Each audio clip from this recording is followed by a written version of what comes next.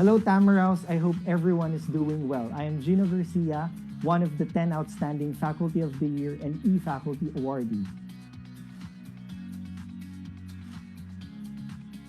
Hi, everyone. My name is Mary Joy Yu from the Department of Language and Literature, and I was one of the 10 most outstanding faculty for school year 2018 and 2019. I'm denouncing my super.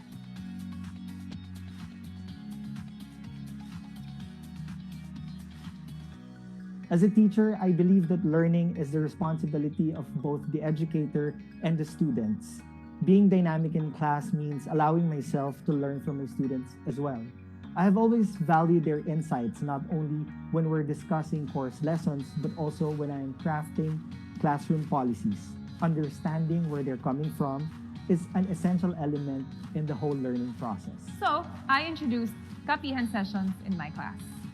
These sessions are mini breaks throughout the semester that are meant for students to take a break from their usual lessons and focus on concepts that they may find difficult to understand. It's when students learn as a result of their own efforts, in gaining knowledge, in achieving the ability to think critically, or simply in observing, in reflecting with the teacher as their guide. Students are asked to write down concepts that they struggle with, and I work with them during the sessions to help them understand and process any questions that they may have. These sessions are meant to be fun, full of laughter, and most importantly, judgment-free. Dynamic learning takes place in an environment that promotes collaboration, creativity, and innovative thinking. This interactive laboratory is an example of a dynamic learning environment. It is a space for students to learn at their own pace with the teacher's help, and a way for me to assess my own teaching practices and adjust to the students' needs. With the help of learning management systems like Canvas and other educational tools, we teachers do what we do best. We adapt, we teach, we facilitate, we nurture, and we support our students to become the best versions of themselves.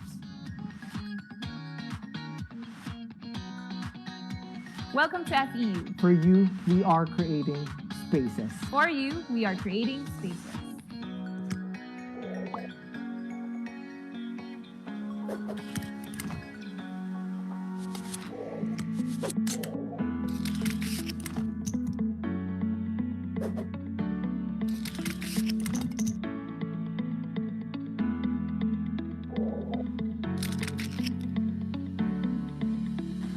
To leave from their station. We were just here a few moments ago, but from where we are, that's quite difficult to comprehend. And what is happening here reflects growing animosity towards journalists worldwide. Hello, my name is Jamela Alindogan. I'm the correspondent of Al Jazeera English in the Philippines. I've been with the media network for the past 13 years. And I also co-founded a non-governmental organization called the Sinagtala Center for Women and Children in Conflict. It's a group that sends aid to women and children in conflict areas. And of course, I graduated AB Communications from Far Eastern University.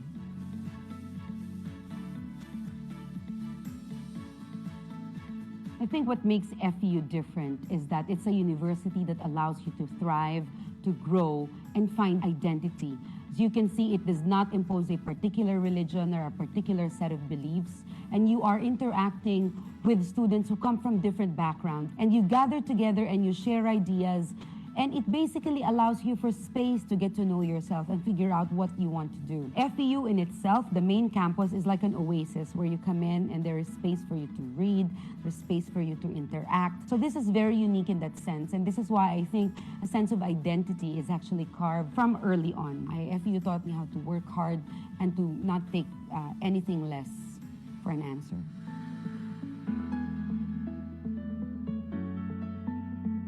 Welcome to FEU, and for you, we're creating spaces.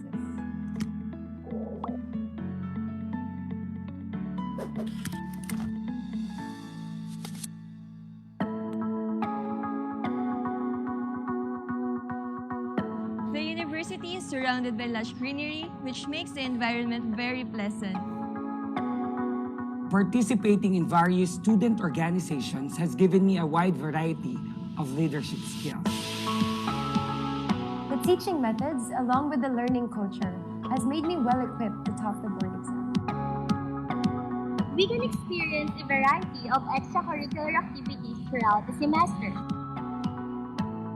English is used as the medium of instruction in most of our classes to help prepare students for work, both here and abroad. As faculty of FEU, we engage in ongoing research, encourage scholarly discussions, and contribute in academic publications. I was able to get a job right after graduation thanks to FEU's collaborations and industry partners. The University Student Exchange Program gave me the opportunity to study in another country, to broaden my horizon, and to experience new cultures. Connectivity is available in every part of the university, from the classrooms to the parks, canteens, and even the hallways. The university is well equipped with specialized learning spaces such as nursing rooms, a mock hotel, and even a TV studio. This gives you a close to real-life experience. I really believe that FEU can bring out the best in all of us.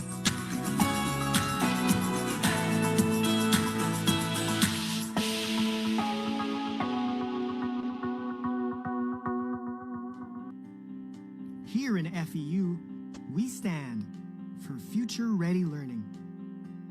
For continued education, not just for our students, but also for ourselves. Because by learning more about our students, we learn how to be better educators.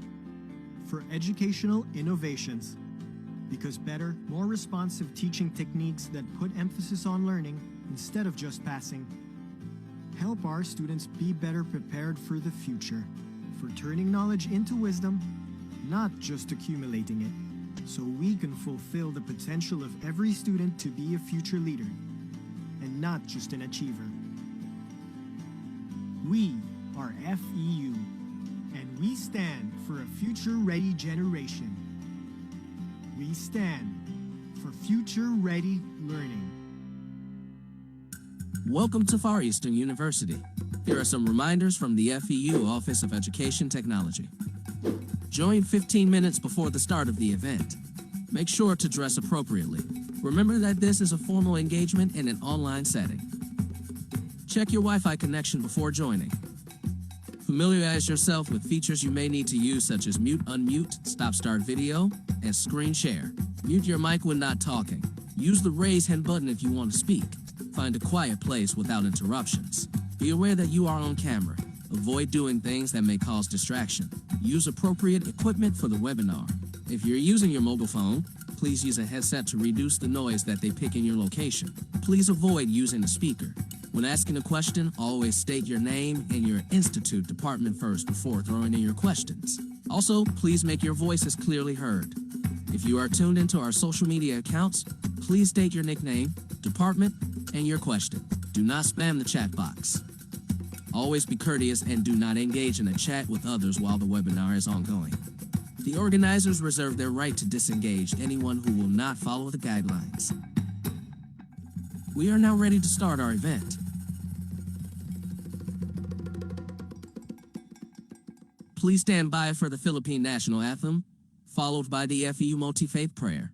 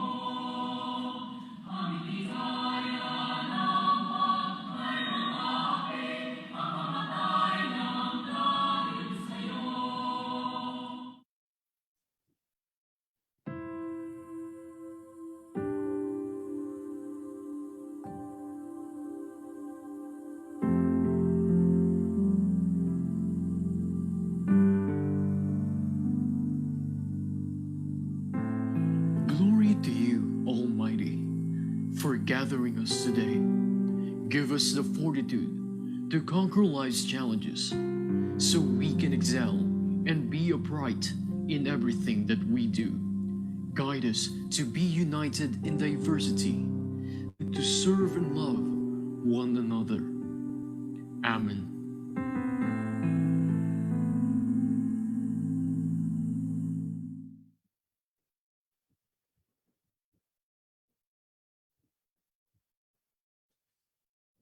Good morning, everyone. I am Harold John Colala. I'm the Dean of FEU Institute of Education, and I welcome you to the panel discussion on mathematics landscape in the Philippines, teaching and learning, research, and national testing. Before we start, I'd like to say hi to all our Zoom participants here and those who are in our official FEU social media platforms live on Facebook. Welcome and thank you for taking your time to join us this rainy morning. To officially welcome us in this panel discussion, I'd like to call the Dean of the Institute of Arts and Sciences of Far Eastern University to deliver the welcome remarks. Dr. Rowena Capulong Reyes.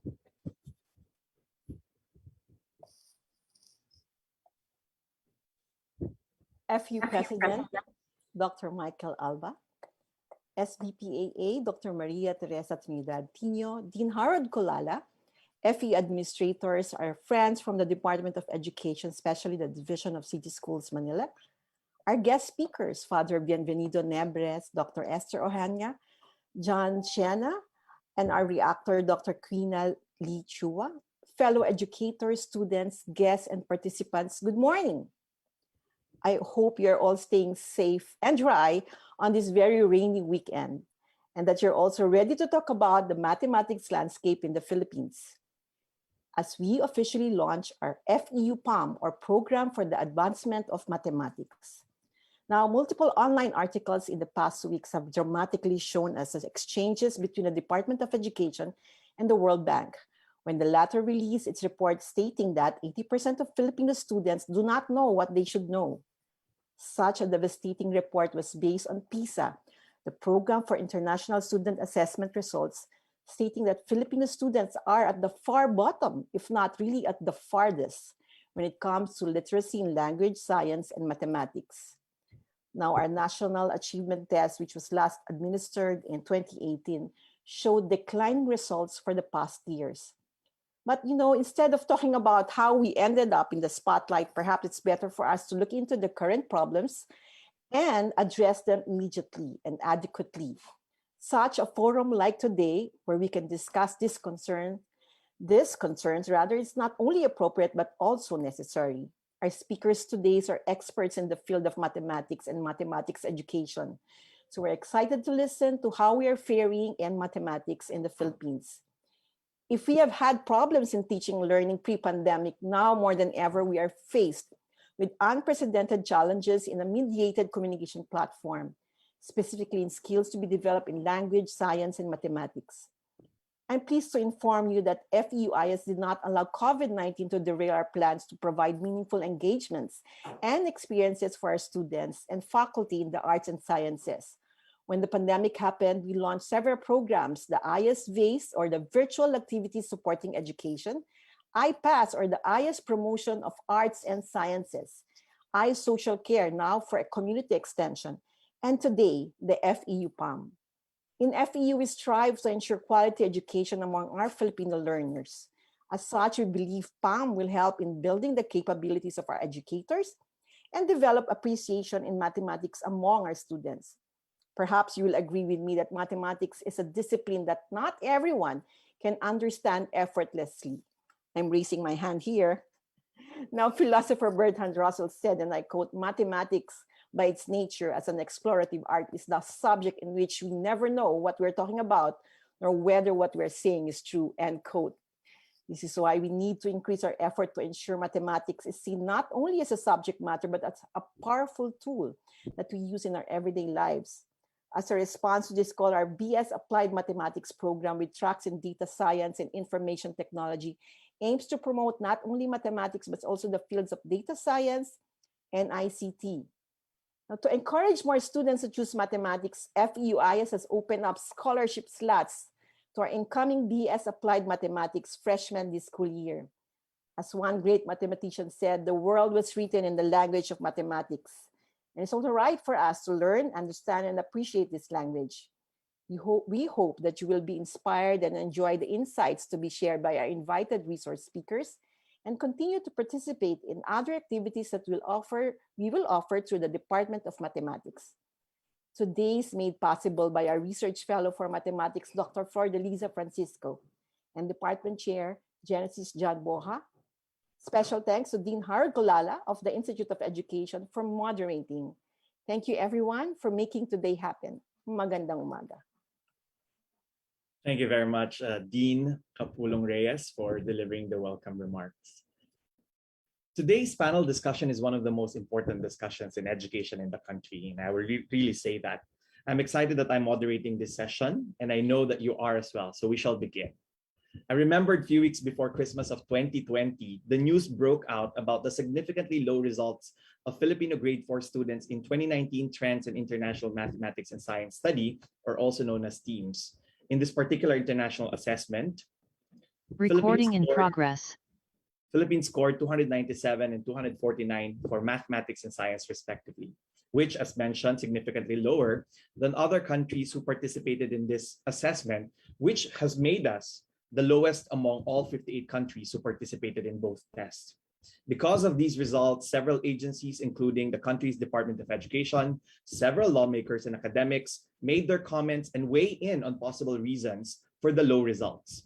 Some attributed it to poverty and hunger. Some blamed the medium of instruction. Some said that the perpetual problem of curriculum, class size, facilities, and national spending, and some attributed to quality of teachers. But this is not the only time that we have heard news about the low performance of elementary and high school students in national and international tests in mathematics. Also, this is not the first time that we have heard about the possible reasons for such low performance. In 2003, for instance, Philippines participated in TEAMS and results were almost similar to the 2019 results. In 2003, Philippines ranked 41 out of 45 participating countries in grade 8 mathematics. According to DepEd report in TEAMS 2019 Encyclopedia, the results of 2003 TEAMS were widely used by various education stakeholders to increase our performance both in mathematics and science. Indeed, several efforts have been done over the years, by both public and private sectors, to help shape a better math program in the country, like upskilling and training of in-service teachers, revitalizing curricular offerings, strengthening teacher education programs in math and science, increasing initiatives on special science schools, intensifying professional organizations, like some of the audience here are coming from NTAP, MSP, MathEd, providing of scholarships, and several other efforts. However, within this almost 2 decades, it appears that we're still confronted with these issues. Today, we're joined by experts in mathematics, education, economics, teacher development, and research to share their views about these issues and to shed some light in the mathematics landscape in the country. Our first panelist is Dr. Esther B. Ojena. Dr. Ojena was the 10th president of the Philippine Normal University and former director of the Science Education Institute of the Department of Science and Technology. She served both the science and education communities in various capacities. She is an educator, researcher, writer, and editor. She currently serves as adjunct faculty and lead domain expert in education of the Asian Institute of Management and its project with the Commission on Higher Education. She's currently the consultant of the Private Education Assistance Committee, or PEAC, and the University of New England, Australia, for its project with PNU, National Research Center for Teacher Quality. Dr. Ojena holds a bachelor's degree in mathematics education, magna cum laude from PNU, and earned her graduate degrees at the University of the Philippines, specializing in mathematics education for her master's and educational research and evaluation for her PhD. She has received through various awards. Among these are awards for mathematics education by the Outstanding Women of Nations Service, Presidential Lingkod Bayan Award by the Civil Service Commission, Outstanding Achievement Award by the National Research Council of the Philippines, and the Education Leadership Award by CMO Asia and the World Education Congress in Singapore. With her leadership in the Philippine Science and Mathematics frameworks, in collaboration with UP NISMED and MathTed, they developed, and during her time, they initially participated in international assessment studies on the 3rd International Mathematics and Science Studies. Ladies and gentlemen, let's welcome Dr. Esther Ojena. Dr. Ojena, just to test your microphone and maybe to greet our audience before I introduce our next panel member. Just to say hi to our... Hello. To test also your microphone is... Can you hear me? Yes, we can hear you. Yeah, hello, good morning. May I greet the president of FEU and the officers of the university. Congratulations for putting up the program for the advancement of mathematics. Special greetings also to the other speakers, Father Nebres, Dr. Shena, and my dear friend, Dr. Quinali, and all my colleagues in mathematics education. I have a very short PowerPoint presentation that I will use in my sharing this morning. Can I share that now? Okay, while we're sharing that, Dr. Esther, thank you. Let me introduce first the other panel members, if that's okay. So we will stand by with the presentation of Dr. Esther. Thank you, Dr. Esther. Our second panelist is Father Bienvenido F. Debres, SJ. Father Ben served as president of Ateneo de Manila University for 18 years. He was dean of Ateneo College of Arts and Sciences during the first years of martial law. He was provincial superior of the Jesuits in the Philippines during the time of democratic transition to President Corazon Aquino. He was the former president of Xavier University in Cagayan de Oro. He did extensive work to develop science and mathematics in the Philippines and in Southeast Asia, and was elected National Scientist in 2011 by the National Academy of Science and Technology. He was conferred the award by then President Benigno Aquino III in September 2011. Father Nebres did his early studies in classics and philosophy in the Jesuit Scholasticate Berkman's College and completed an AB and MA in philosophy, and he obtained his PhD in mathematics from Stanford University. Father Ben, maybe you'd like to greet our audience and to test your microphone. Okay, greetings to all, to Dr. Esther, to Dr. Harold, and to all who have made this event possible. Thank you very much, Father Ben. Our third panelist is John Arnold Shena. John works at the Department of Education as Director 4 of the National Educators Academy of the Philippines, the learning and development arm of the department. Prior to his stint at NAIAP Central Office, John has served in the DepEd Field Office as the Assistant Schools Division Superintendent in Bacolod City and Sagay City, Schools Division Superintendent at Escalante City, Antique Province, Assistant Regional Director and OIC Regional Director in Region 6 Western Visayas. He has been a classroom teacher for 14 years at Philippine Science High School, Western Visayas Campus in Iloilo City, where he also served as Chief of the Curriculum, Instruction, and Student Services Division and Head of Humanities Unit.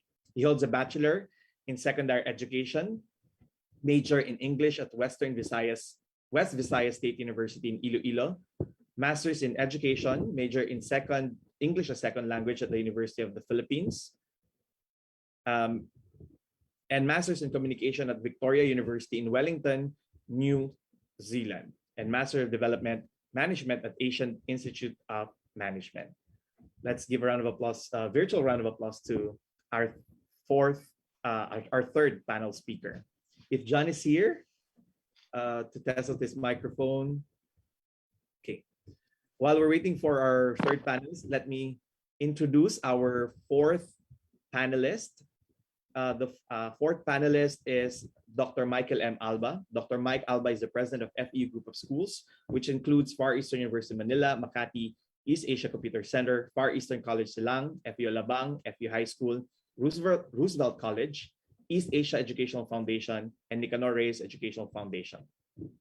Dr. Alba obtained his AB Economics degree from the Ateneo de Manila University, MA Economics degree from the University of the Philippines Diliman School of Economics, and PhD Applied Economics degree from Stanford University in the United States. As an economist, Dr. Alba previously worked in World Bank, Asian Development Bank, USAID as consultant.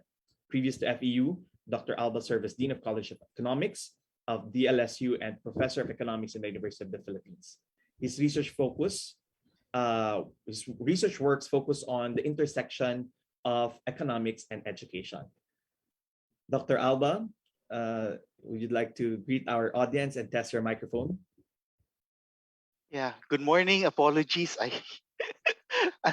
Until Harold actually texted me, I thought for some reason that the seminar was going to be this afternoon.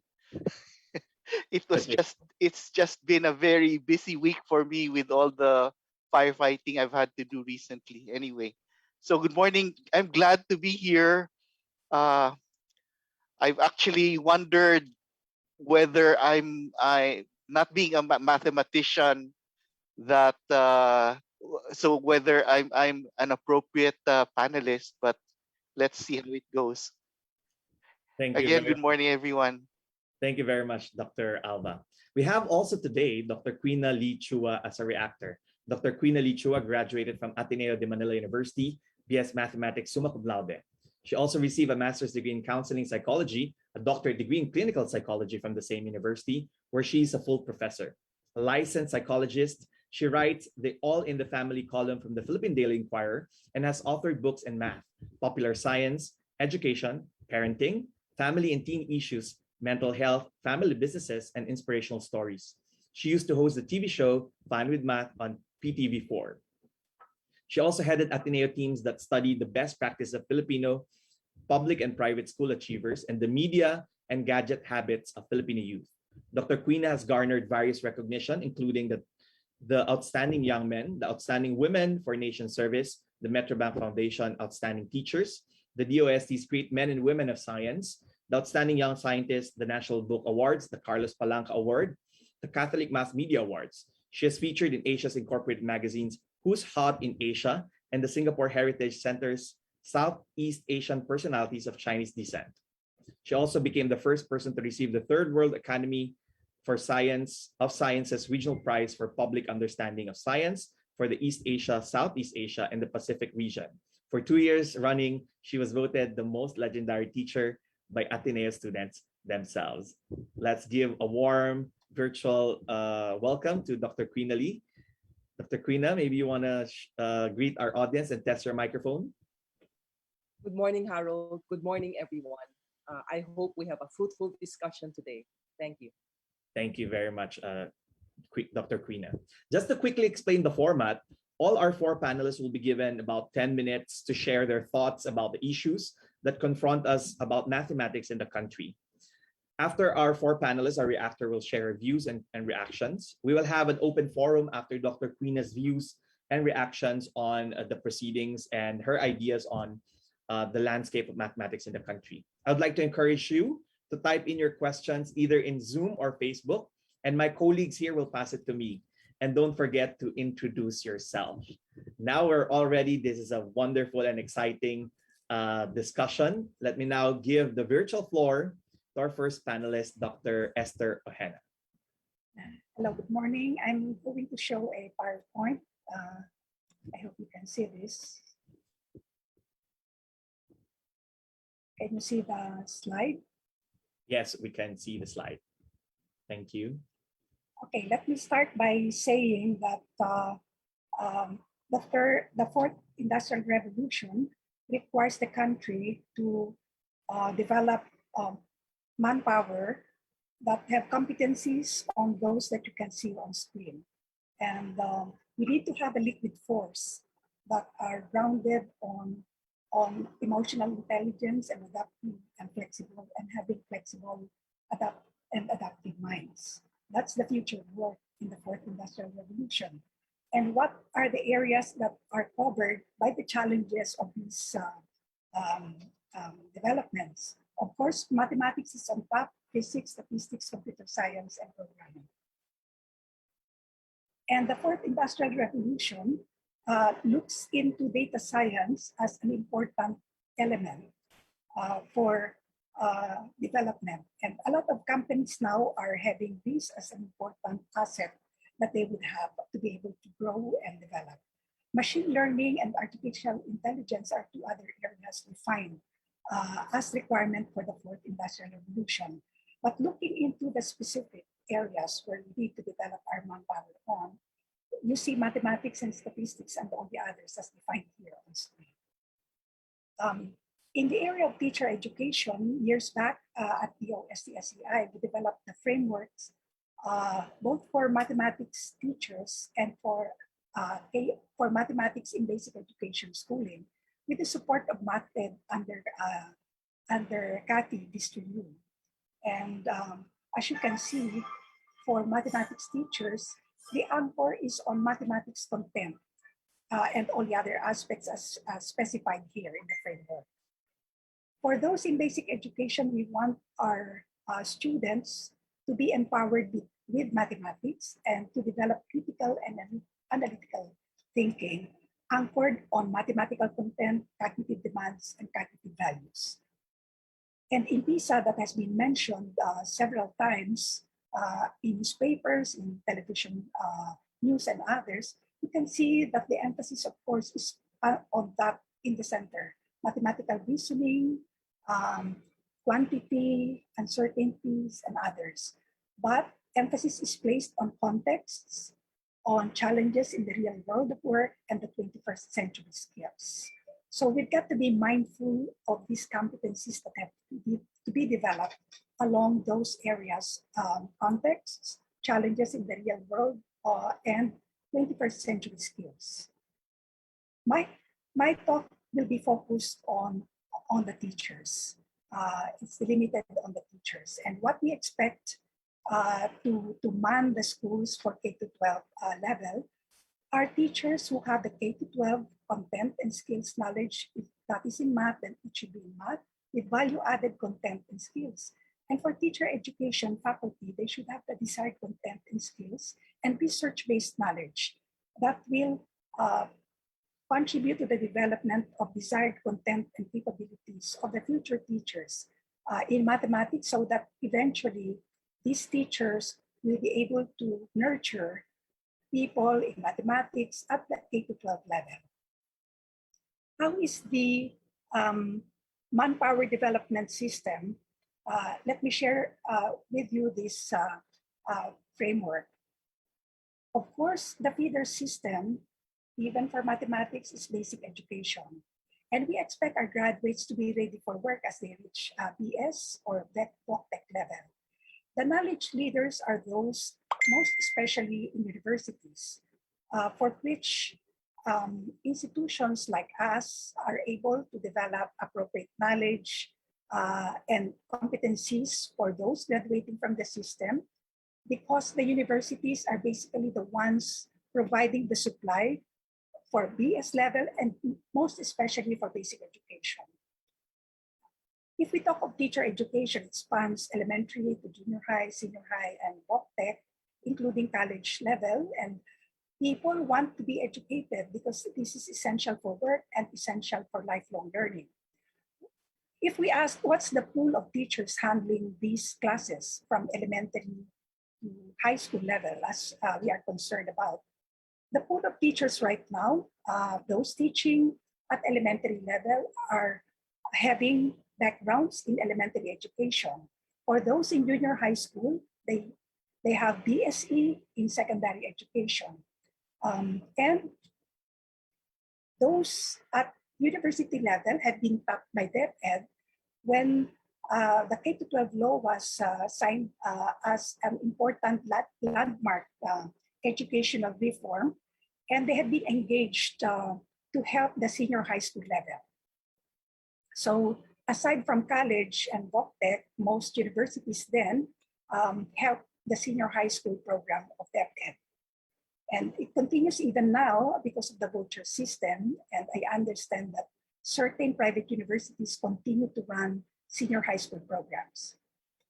Okay, the question is, how much does the education system produce for those with specialization in mathematics that supplies junior high school and senior high school? Some of them are actually coming from BS Math and engineering programs. In the law penned by Senator Andara, former Senator Edgardo Andara, the BS and Math and engineering graduates who have BNBOST scholars have been allowed to teach at senior high school, and they are now gainfully employed at DepEd in the different public institutions at senior high school level, with scholarships provided for by DepEd to have value-added learnings on methodology in teaching and other areas that will help them to become good teachers. Now, this is the data that I got from CHED about 2 or 3 weeks ago. And this relates to the PSED label of mathematics teaching, referring to those graduating from TEIs or teacher education institutions in the Philippines. Take note of these numbers for 2020 and 2019 to 2020. The centers of excellence numbering to 36 produced 149 BSE major in math. The CODs produced 47. And Those which are non-COEs, both public and private, produced 113. We only have a supply of 309 qualified teachers in mathematics at high school level, both junior and senior high. And I was wondering, because at PNU we're producing about 30 at the main campus. At the other campuses, which are also COEs, PNU Mindanao and PNU North Zone, they would produce a minimum of 15 to 30 each. And the two other campuses would produce about 15 people each, which are part of the COEs. So basically, if you look at this, half of the 149 is produced by PNU. And that leaves you the other half going into 33 other institutions on COE. You would definitely question that. When I look into the data, I would note that not all COEs do have math as a specialization. They can be a COE in teacher ed, but they are providing specializations in English, social science, history, and the others. So that's the picture that we have right now. This does not include the BS math graduates who would want to teach in high school, or the BS in engineering, in chemistry and others, and who would want to pursue teaching as a career. So this is basically on mathematics education.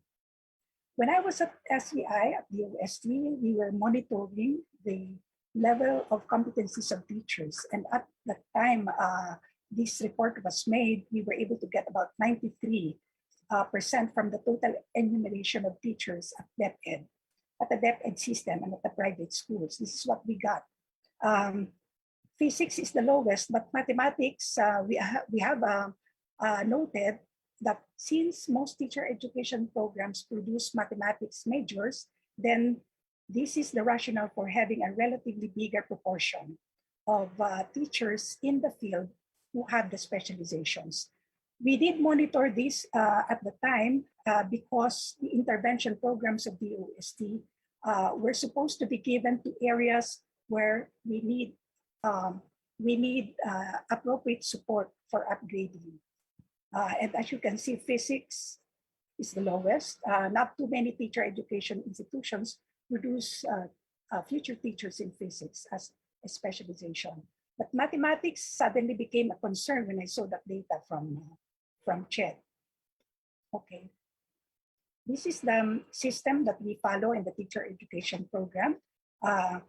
We have pre-service education for the beginning teachers. An induction program is done by DepEd once these teachers are recruited, and they continue to develop them through various means and with other institutions as collaborating institutions for upgrading the teachers.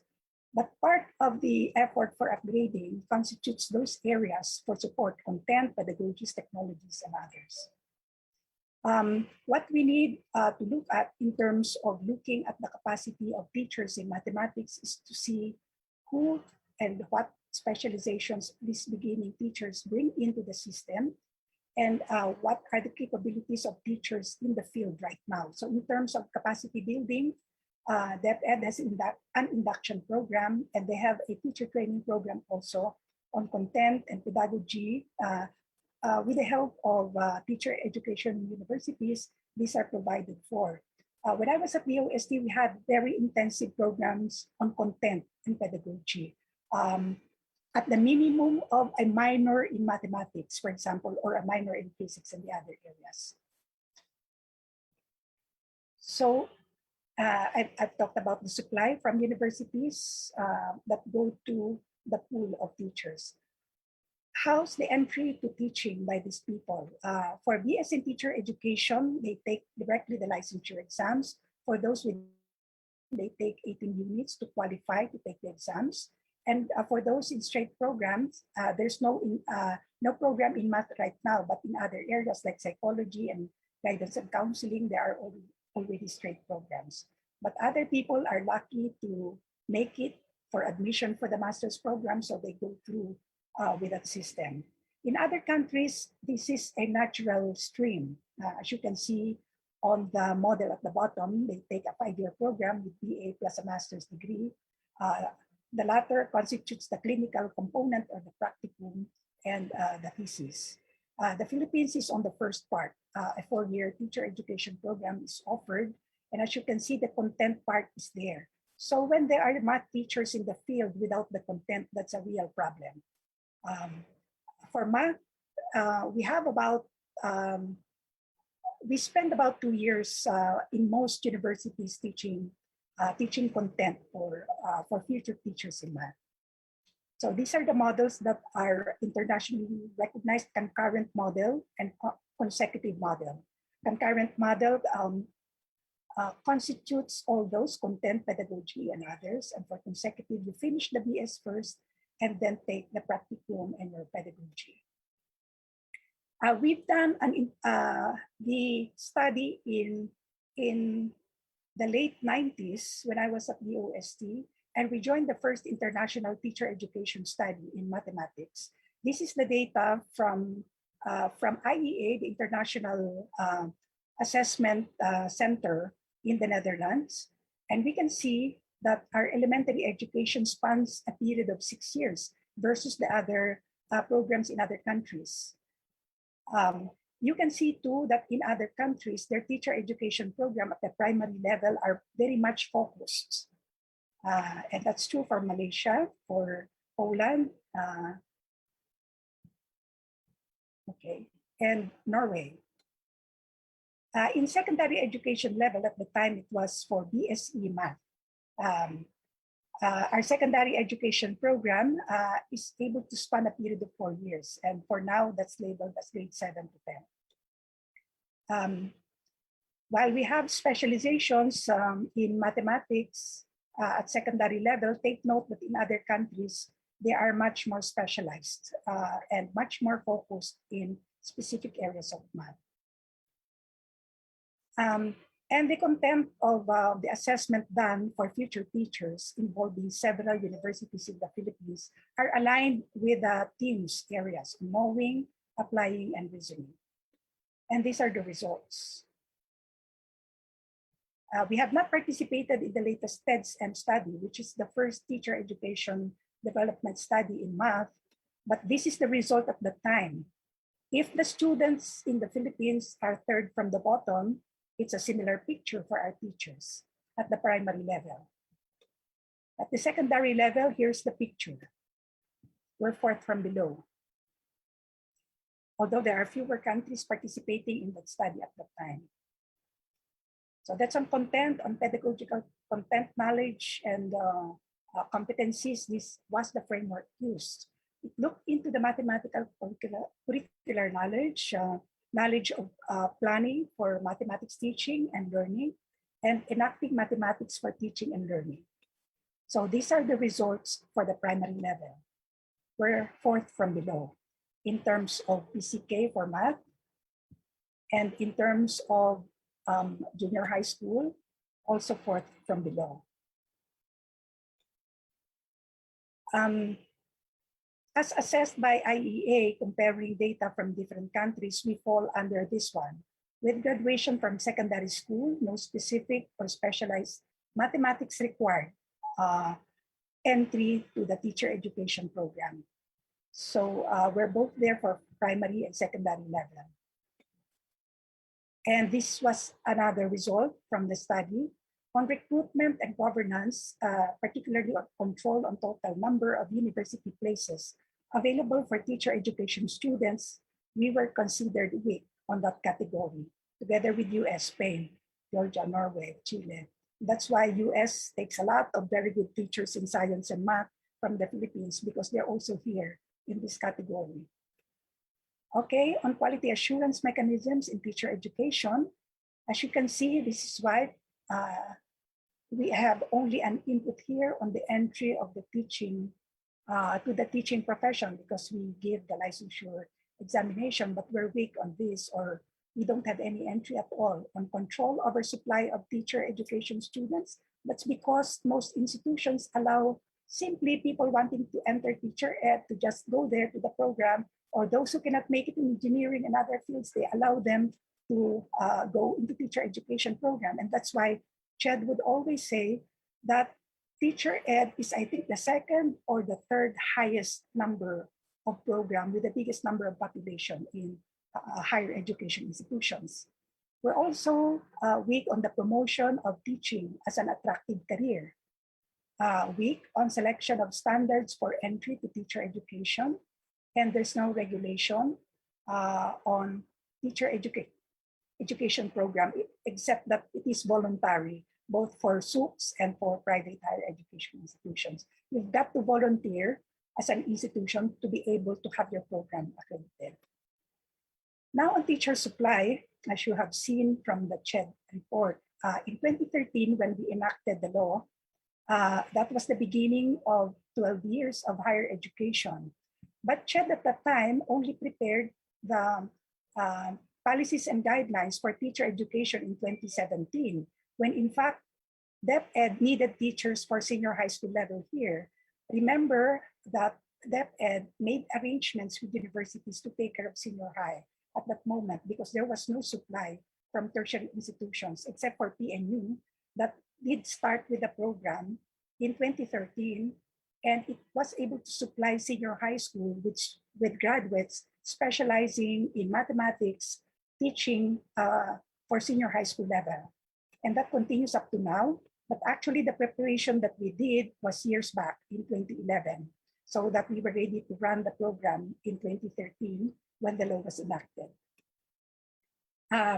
This is just a sample of what had been done, and I hope this can serve as a model for other institutions. We looked into the results of the first international teacher education study. We did a mapping. We tried to see which courses are common to certain countries, to Singapore and Taiwan, which were high-ranking institutions in teams, courses in the Philippines, but not in the international list. These are coded green. And this is the course, the template of the course of CHED. And this is how it appears.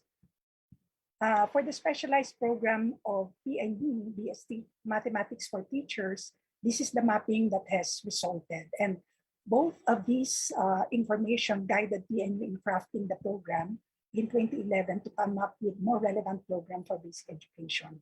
And we did some mapping as well with foreign universities, California State U, Colorado State University. We compared the programs, and as you can see on screen, these are the ones that PNU is running now in comparison with other countries. The final program that was developed was a Bachelor of Mathematics Education with specialization in primary education, so that teachers can teach at 1 to 6, also for junior high and for senior high school level. And another program was developed for early childhood teaching. So basically, it's 3 years of content and 1 year of certification for specific levels. On capacity building of teachers, I pose these questions. What are the gaps in the mathematics education curriculum on teacher preparation? What competencies need to be developed? What best practices from other universities can serve as models? And how much SPIs attract students to specialize in mathematics teaching? How will future mathematics teachers be prepared to be agile in their professional journey?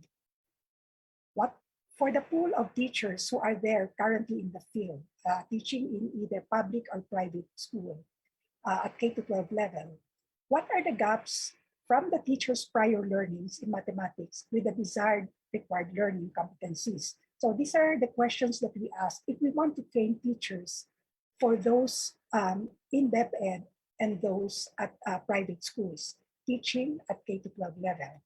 This is another question. What are the teachers' level of aptitude and motivation on value-added learnings in mathematics?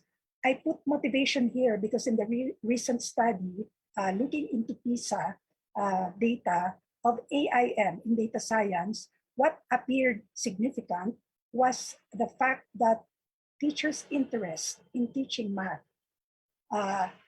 is a significant factor in ensuring that students perform well or perform low, depending on the motivation of the teacher.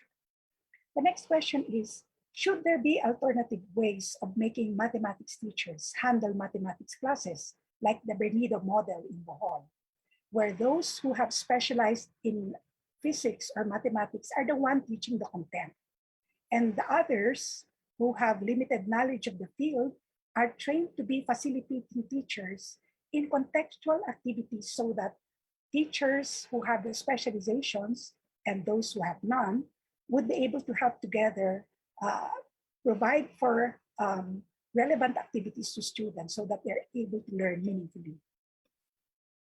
This is my last slide. While there is a set of framework and recommendation for making sure that we develop teacher quality, and that's true for the Philippine Professional Standards for Teachers, and in ASTEN, the Asian Teacher Education Network, which I formed years back with Indonesia now as Secretariat for the Quality Framework for the ASEAN. We hope that we don't stop at ensuring that teachers are good on pedagogies alone, and that we develop teachers speaking of quality, but also we have to make sure that we have the quantity that have quality competence in mathematics, which means they have the content and the pedagogical competencies that should be able to develop fully our students in schools. Thank you very much. That's the end of my presentation. Thank you very much, Dr. Esther Ohena, for sharing the state of teacher education and teacher quality in the country. I encourage our audience, both here in Zoom and on Facebook, to write their questions later. And I'd like now to move to our next panel member, Father Ben, to share his thoughts about these issues of mathematics landscape in the Philippines. Father Ben? Thank you, Dr. Harold. And I'd like to thank Dr. Michael Alba and FEU community for this invitation to share my thoughts with you and what we can do to make a difference and improve the performance of our students and teachers in mathematics. There have been a lot of columns, I think, opinions because of the results of PISA and TEAMS. But I think people write at the top of their heads. I do not know how many have actually spent time with teachers and pupils in public schools to really understand the problem. And there are many, many problems. I do not even know if they took the trouble to look at PISA and TEAMS. There are released items. I've sent them to various people, and you can take a look at them and see what is the challenge that faces us. I think a fair number of those writing the columns would find the PISA quite challenging for themselves. I begin with this remark because we cannot begin to discuss good solutions to a problem if we do not spend time understanding it from the ground and in detail. So my first recommendation to all who would like to make a difference on the teaching and learning of mathematics, and I would focus especially at the public schools because 90% of our young people go there, is to first spend time visiting, talking to teachers and pupils, seeing their typical days in the school, and to actually take a hard look at PISA and TEAMS and see how well they would perform in doing TEAMS at grade 4 and grade 8 and doing PISA. Second, the causes of the poor performance of our students, and so many and so persistent that it is not possible to talk about a thorough solution. There's no way we can really address all the concerns that were raised in the presentation of Dr. Esther Ohena. And so I've also been in different meetings to discuss these problems. I was in the National Academy of Science and Technology, the recent annual meeting, and in hearings of Senate Committee on Basic Education, chaired by Senator Sherwin Gatchalian, discussing a possible new EDCOM. We're discussing these problems. And I said that let's not try to change everything again. Let's focus on what I would call targeted interventions on key areas of the problems where we can make some real progress. We should not do what DepEd has been doing for decades. To improve the situation, they always try to solve a problem by introducing a new curriculum, and they try to change everything. The new math in the 1960s, ProDed, SEDP, K-12, we always try to change everything again. And of course, nothing much changes. The real work of improving math teaching and learning cannot be done from the top. It cannot be done from the so-called intended curriculum. It has to be real learning and teaching happens in the classroom. It happens there on the ground. And so if you really want to improve, we have to get there to what is called the implemented curriculum. Get down to the classroom and the teachers and the pupils and see what you can do to bring improvement there. And this is what I want to focus on, to see what we can do to help perform improvement, develop improvement on the ground, in the actual classrooms, in the actual teachers and the students. There are many things we can do, but I'd like to focus on three things. To really identify the essential knowledge and skills, there are too many learning outcomes. And I don't understand why we focus so much on them. In mathematics, the only thing that counts is can you solve problems. That's the only thing that really counts. And then second, to spend most of the time on problem solving and exercises. In the Philippines, we tend to talk about understanding and mathematical knowledge. That's true, of course, you have to develop mathematical knowledge. But the truth is that you can only develop the mathematical problems by being able to solve problems and solve exercises. I'll say more about this later. And then we have to address the problem of language. I'm glad that's finally being discussed. This emerged very strongly in the report of the World Bank. So, on some of the things that we have been doing, Dr. Christopher Bernido, who was cited by Dr. Esther Ojena, we are both members of the National Academy. And in the recent National Academy meeting a couple of weeks ago, we spoke to these problems. Dr. Bernido gave a very clear presentation showing from the experience of teachers, his own experience, and the experience of teachers in his network, on the detrimental effects of that it's much more difficult to achieve mastery using the spiral curriculum. He pointed out that in the disciplinary curriculum, before the change to spiral, they could actually cover the needed skills. They find it very difficult to do that now in the spiral curriculum. He also showed the detrimental effects of the congested curriculum in high school math and science. That was in the National Academy of Science meeting a couple of weeks ago. And in order to make progress on these questions, we did invite Senator Sherwin Gatchalian, chair of the Senate Committee on Basic Education, and Undersecretary Nepo Malaluan of the DepEd to be panelists for this session. Because any progress on this would have to involve Congress, because K-12 is a law, and the spiral curriculum is in the law. And the DepEd has to take initiative.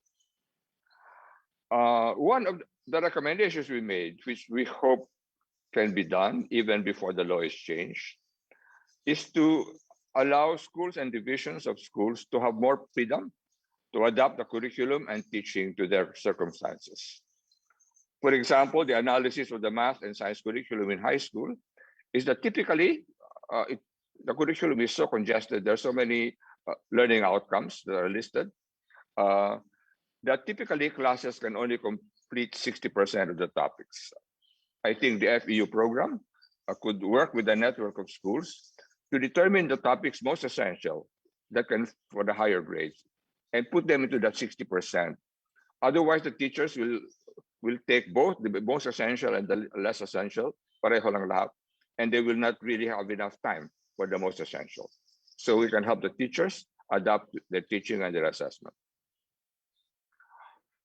And while it may take time to revise the rule and the spiral curriculum, I think the program of advancement of mathematics can help by providing materials and training to develop and check on mastery of the topics most essential for future courses in STEM. Language and language of instruction. I've been worried about this problem for years, but it was not the right time to discuss it because in the Philippines we are so wedded to English, and we really think that English is the way to achievement, ignoring the data of all our neighbors that Japan, Korea, China, Vietnam do better than us, and they do not use English. But now finally we're talking about it. The World Bank report on our performance in TIMSS and PISA points out that a major factor in our children's poor performance is because they do not understand the language of instruction, English, I can tell you that from personal example. I work with Mindanao schools a lot. I work with schools in Marawi, in Maguindanao, and so forth. I can assure you it's impossible to use English. It's impossible, even with the teachers. We have also been discussing the problems above in hearings of the Senate Committee on Basic Education regarding the possibility of a second EdCom. So please note that one reason that our neighbors do better in PISA is because they take PISA in a language that they are familiar with. Vietnam teaches in Vietnamese, and so pupils take PISA in Vietnamese. And they do very, very well. They do better than the US and the UK and Australia. In Malaysia, actually, they can take PISA in either in English or in Bahasa Malay. I know that this concern will require much discussion and assessment, but we have to face it. We have to face it. You can make some progress on the discussion on language of instruction in the teaching of problem solving in mathematics. One of the goals of Dr. Queen Ali Chua and I have in the training of future teachers is to make them comfortable in doing problems they have not seen before. If you look at the performance of our pupils in teams, they perform at the lowest 25% level, which is recall.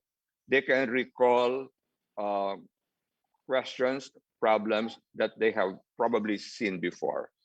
But when you go to the second, third, or fourth higher levels, those are levels of math problem solving which they may not have seen, but they still should be able to think about them and reason about them. One of the biggest problems with trying to teach problem solving to teachers or pupils, giving them problems they've never seen before, is that they have to engage these problems, be frustrated, be angry, be happy. And I can assure you, even with my PhD students in mathematics, once we get into a deeper discussion where they really have problems and they have to wrestle with the problem, they shift from English to Filipino or Cebuano, depending on where they come from. So really, for me, one way to make progress is that teachers can still write the concepts, the theorems in English, but carry on the explanation and the problem solving in the language they're familiar with. For most, it will be Filipino. You may not believe me, but you should try it. If you try it, one time I mentioned this to Ateneo High School teachers. We were doing problems on polio, which was quite difficult, and they sort of laughed. But then I gave them some problems, and after 5 minutes, I went around and said, "What language do you speak?" They had all shifted to Filipino, because that's the language they're comfortable with in thinking and in reasoning. If you look at PISA, you will realize that it is not simply a question of mathematics or physics or other things. It's a question of the ability to think, and to think in a sophisticated way. And so the question is, what language can we give to our students in which they can think in a sophisticated way on things they have never seen before? And I can assure you, for the majority, it will not be English. So what are some, the last part I have is talking about what we can do. One is, how do we help our pupils and teachers achieve greater mastery? One of the biggest problems they have in the schools, despite everything that DepEd says, is that they do not have enough textbooks. And two, there are no reference materials. Most public schools don't have libraries. They don't have reference materials. Teachers are burdened with so many non-teaching duties, and so they have very little time to prepare and so forth. So that's why we developed teacher guides in the time of Secretary Rocco. We can talk more about them. These teacher guides are a one-stop reference for the teachers on how to do their lessons, test item banks, and so on. Unfortunately, they were not given to all the teachers, but in the places where they were given, teachers and pupils really improved. And two, we really have to find a way to encourage teachers to spend more time doing exercises and solving problems. That's always what I do when I teach.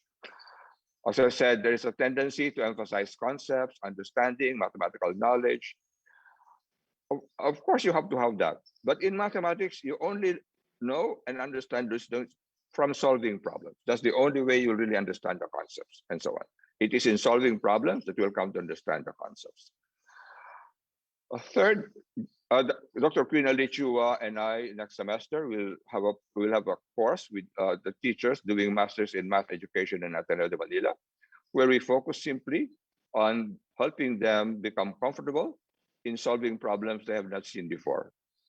We'll see at what level they can do that. No?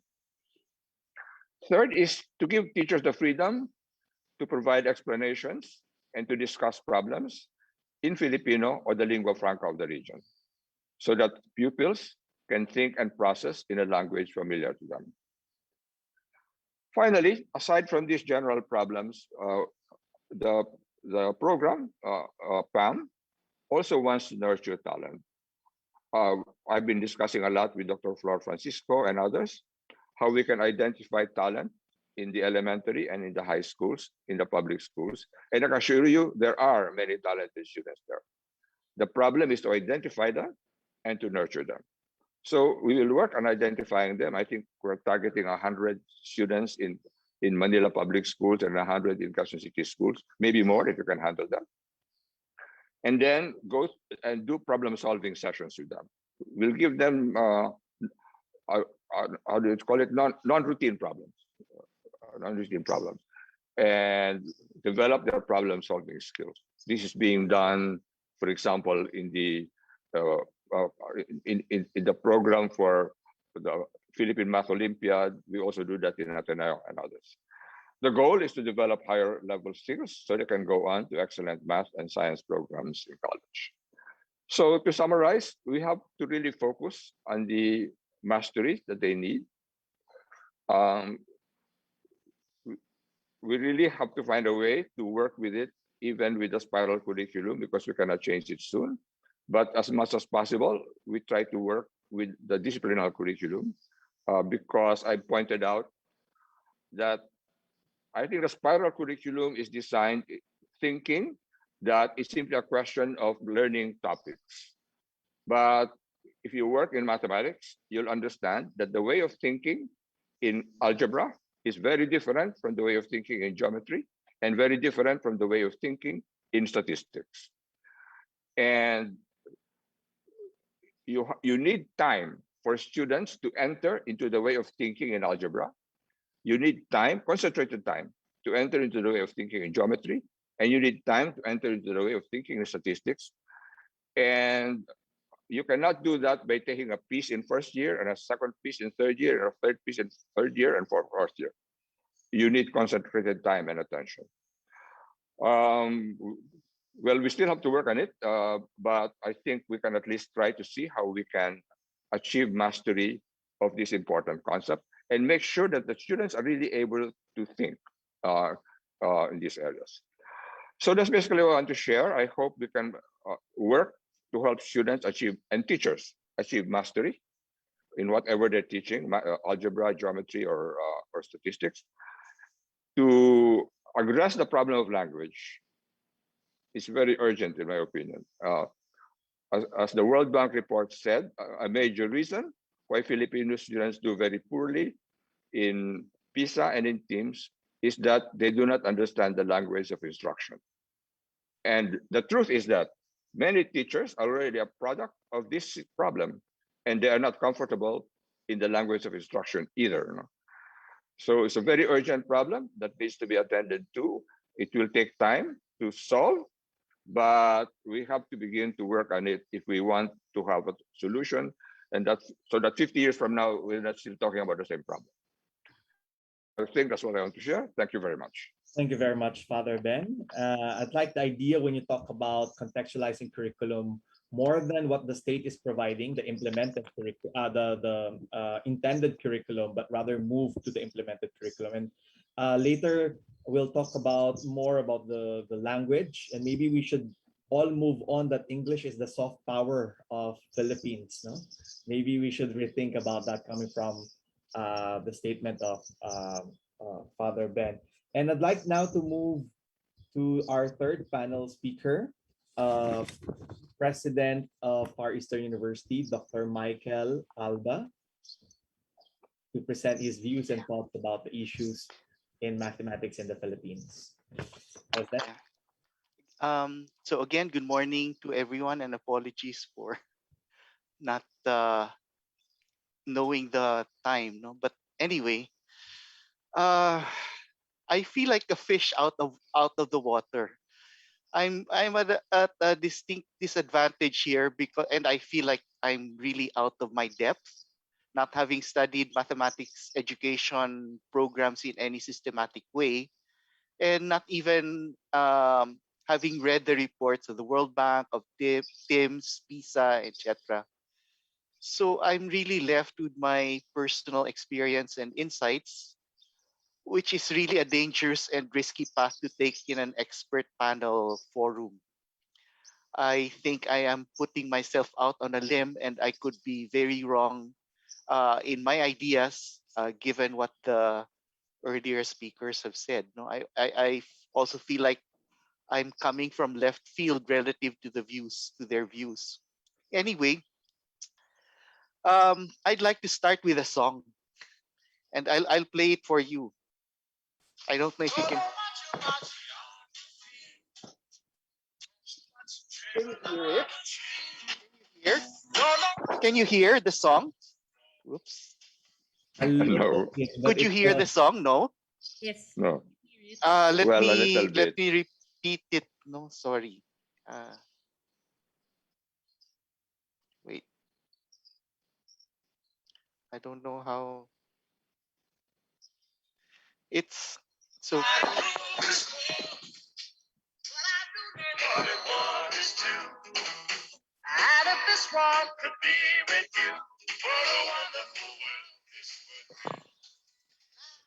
So the song is by Sam Cooke.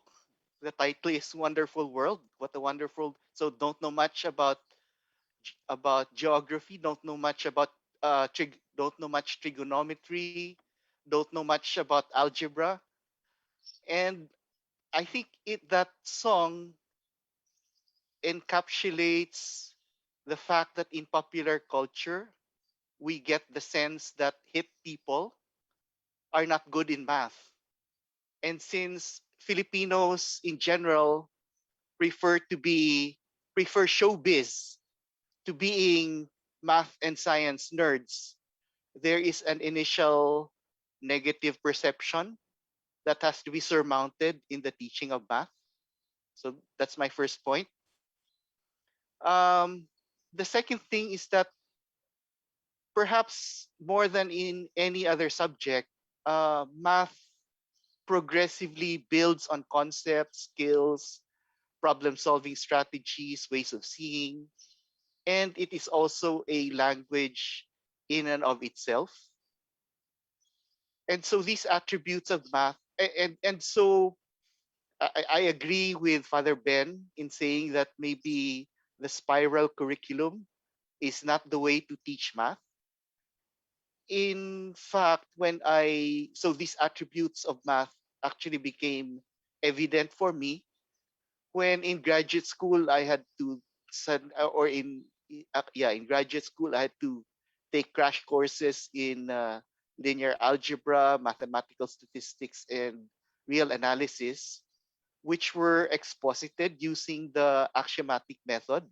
So the idea of you start with a few axioms or statements whose truth you accept at face value, and then you build using theorems and lemmas, and so things like those. No, so if that's so, and I think this is true even in basic math, such as when we try to solve a multi-step problem, parang what needs to happen is we should ensure that when we teach math, the full curriculum in each grade level is taught, because if a basic building block is missed, I think the student will not have the foundations that they can build on to take on the later concepts, no? And given that math is also its own language, I think we should conscript linguists in developing the math curriculum, because we need to teach how math is read and understood. I don't know that we have really thought about the linguistic aspect of math. Um, and then there's also a psychological factor in becoming proficient in math. And here I actually have a personal story. Um, in my last semester in Ateneo, this was the second sem of my fourth year in economics. Um, I opted to take econometrics as an elective. It was not really not required, but I guess I had hubris because I because through the 3 years that I studied economics, the math part of it was kind of easy for me. But econometrics was actually a an elective of the honors program, and I wasn't an economics honors student. Um, the hard part was, so I did not have the foundations in linear algebra and all the other things. In fact, my so I was traumatized. So to make a long story short, I was traumatized by the experience of almost failing the course because I was not properly prepared for it. And the effect on me was maybe long after graduating, maybe 2 years, even as far as late as 2 years after graduating, I had math anxiety. I developed math anxiety every time I would be faced with numbers. My hands would become clammy, and I would just freeze up. Even in ordinary situations, like when I would ask, when I would buy something and I would be presented with a price just because I see numbers, I would really freeze up. And it took me a while to, get back into math.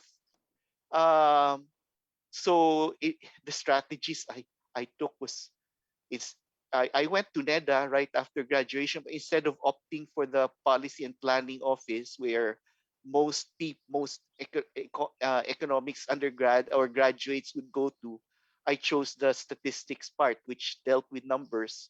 And there I learned programming, which was a way to handle math. Uh, but see, the point is that there's a psychological factor, and so maybe we should also get cognitive psychologists to help out in developing the math curriculum, and to be mindful of not pushing students so that they develop math anxiety. um and then the last, well, the second to the last item is, on the positive side, I think we should also mind uh, about the socialization into math. And by socialization, I mean training for the social environment of math. So like maybe we should have, in addition to math textbooks, we should push students to also read like very interesting math books, like you know uh, Isaac Asimov's In the Realm of Numbers. I really found that interesting, and it helped me understand what math was about. I have certain math books that I really, really loved, like The Man Who Knew Infinity, about the Indian mathematician who was brought to Oxford, I think, by Thomas Hardy. He was it Ramanujan was his name? I can't remember Yes. now, but Yeah. Yeah. Ramanujan. yeah, but he was he was self-taught in math. But anyway, so I really love that book, The Man Who Loved Infinity. I love the book, The Man Who Loved Only Numbers. And so those three things, and there are many others. There are many others that I think we should include in the curriculum as extra readings to socialize our students into loving math. There are also um, ideas that I think we should tell our students to begin with. So things like, just to situate in their mental registers, ideas like, literature presents its readers with an imagined universe. So that when you read literature, you're really being presented with a writer's imagination of a world that's really not, that may or may not conform to the rules of what we normally know, and so for them to suspend their belief. And then physics, so I learned this from my teacher in real analysis, that physics is the study of one particular universe, which is ours, but then math is the study of all possible universes. So think about just presenting those big ideas to students to get them interested in the subject.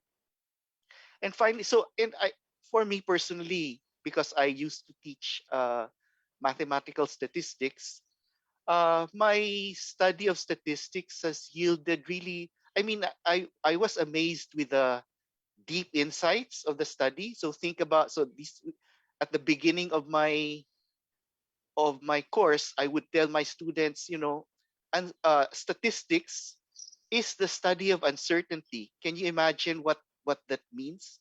I mean, uncertainty is, in the end, not unknowable. It that And statistics shows that it is really governed by rules.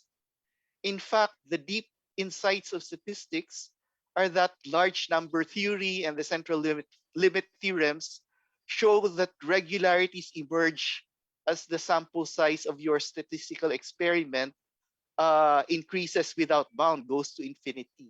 So I mean, just giving them, I think, those big ideas to start with, to inculcate a love and affinity, a socialization for math, is also important in driving home driving the interest, because we are fighting with popular culture that, hip people don't want, though are not really interested in math. So anyway, so those are my very few personal uh, insights, and I hope I didn't really make a fool of myself in sharing these ideas.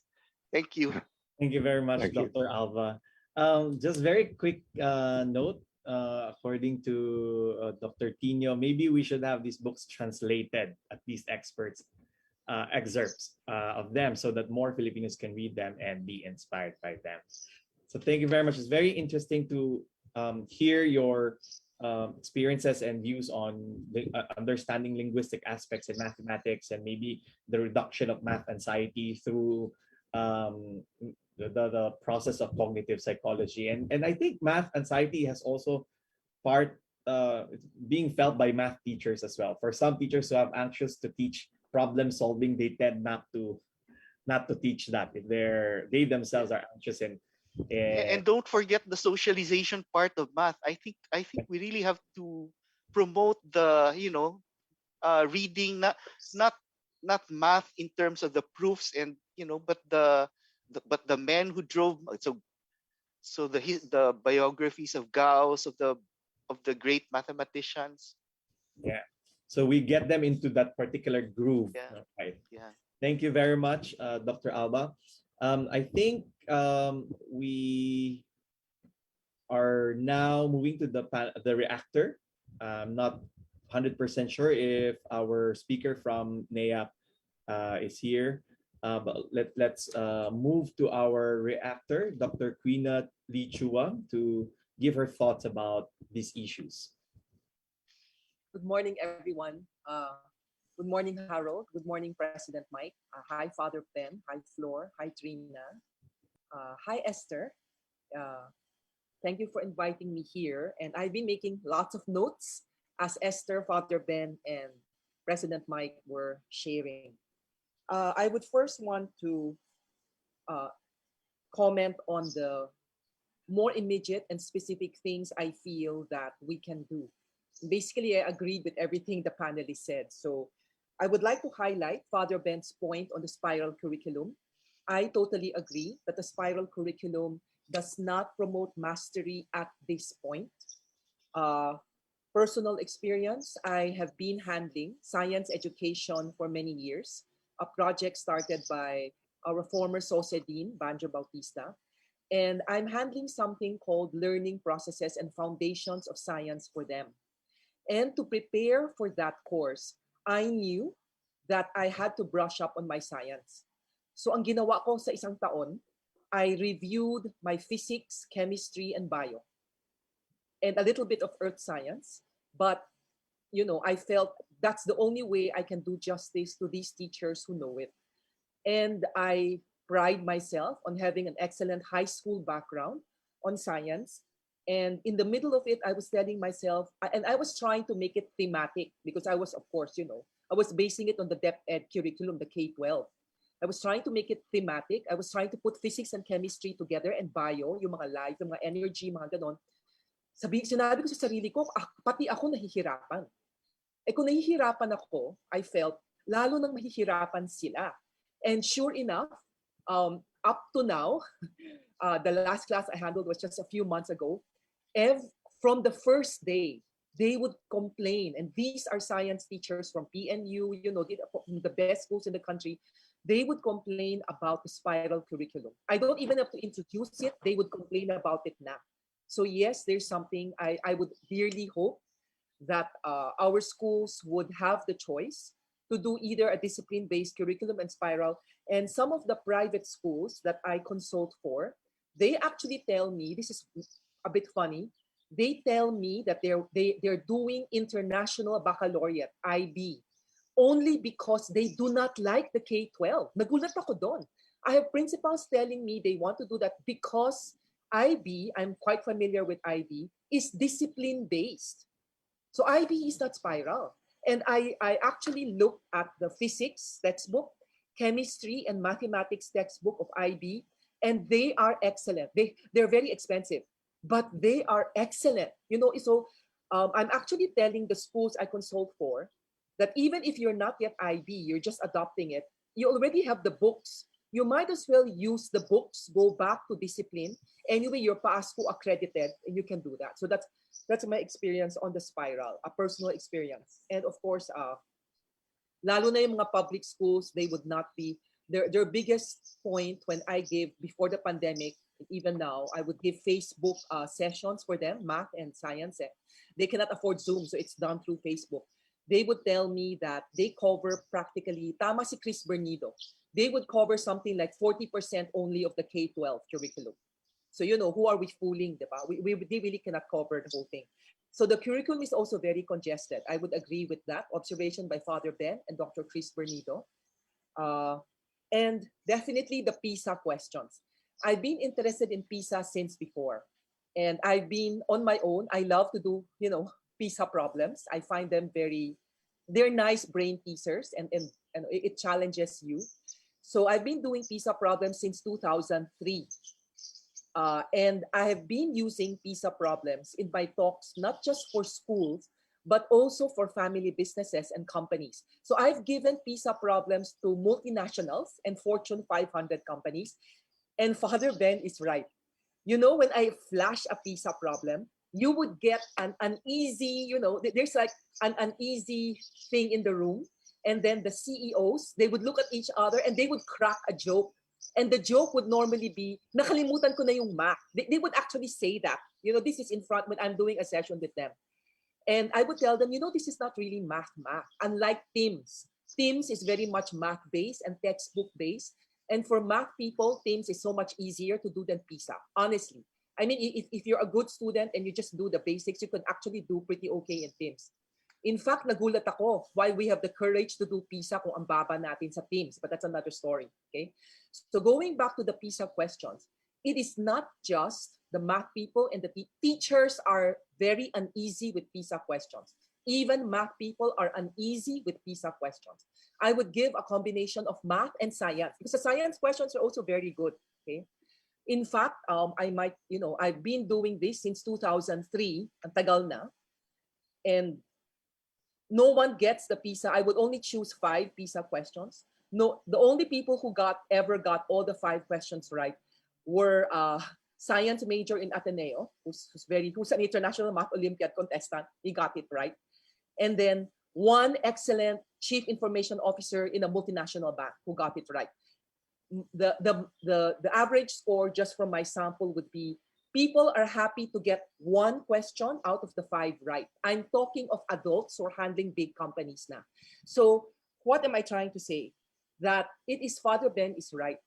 Sometimes I'm so tired when I give talks, public talks to not just education, but to government and NGOs and to Chinese family businesses who want to help in education, Philippine Chamber of Commerce, or ganyan-ganyan yung mga talks. And they have so many solutions. But then I would tell them, this is PISA.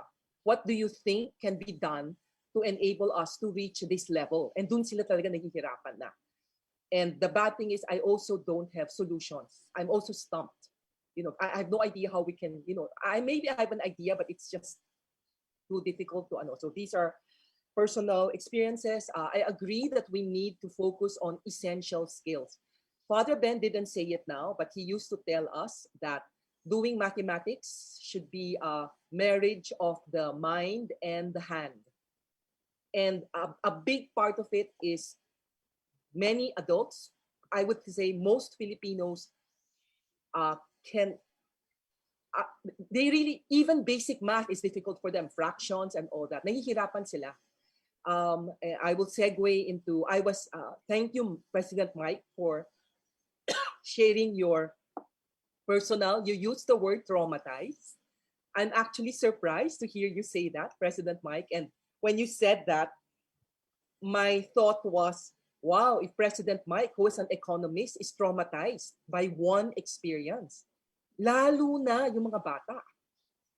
I mean, that's the thing, diba? So, and I was thinking, why was Mike traumatized?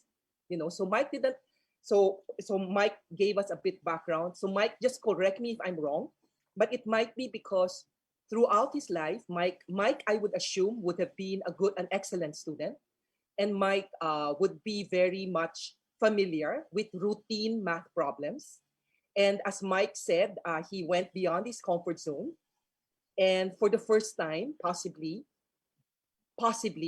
Mike saw problems which were definitely non-routine. And because of that, naturally, okay, because it is uncertain, like the pandemic is so uncertain, the natural psychological reaction would be anxiety, of course.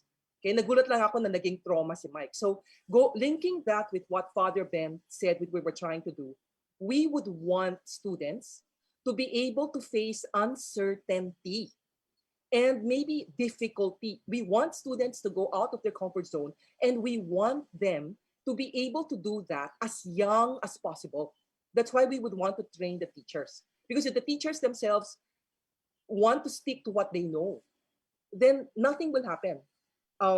In fact, my psychology training is coming out here. I keep on thinking that what I'm going to talk about would be math. So ang dami kong ano dito.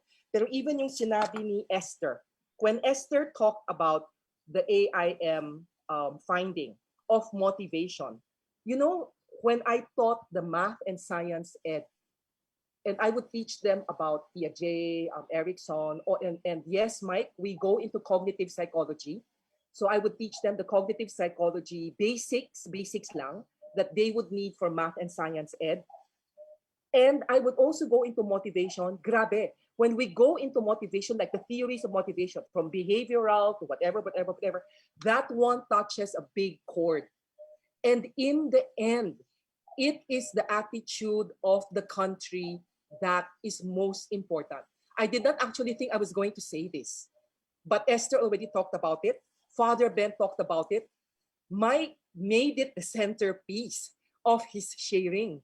So, yung President Mike, the reason why I am so happy with FEU, Trina knows this, is because your value, your core value is fortitude. I know of no other university whose core value is fortitude. I am working with several basic ed institutions to develop grit and resilience programs in their elementary schools. So when Angela Duckworth came up with the grit book, it now became a byword. So, growth. Carol Dweck came up with growth mindset. That is another one. So parang ngayon, ang dami ng eskwelahan are doing grit programs and all that. And I like that because I think that is the single biggest factor that is actually going to turn this around.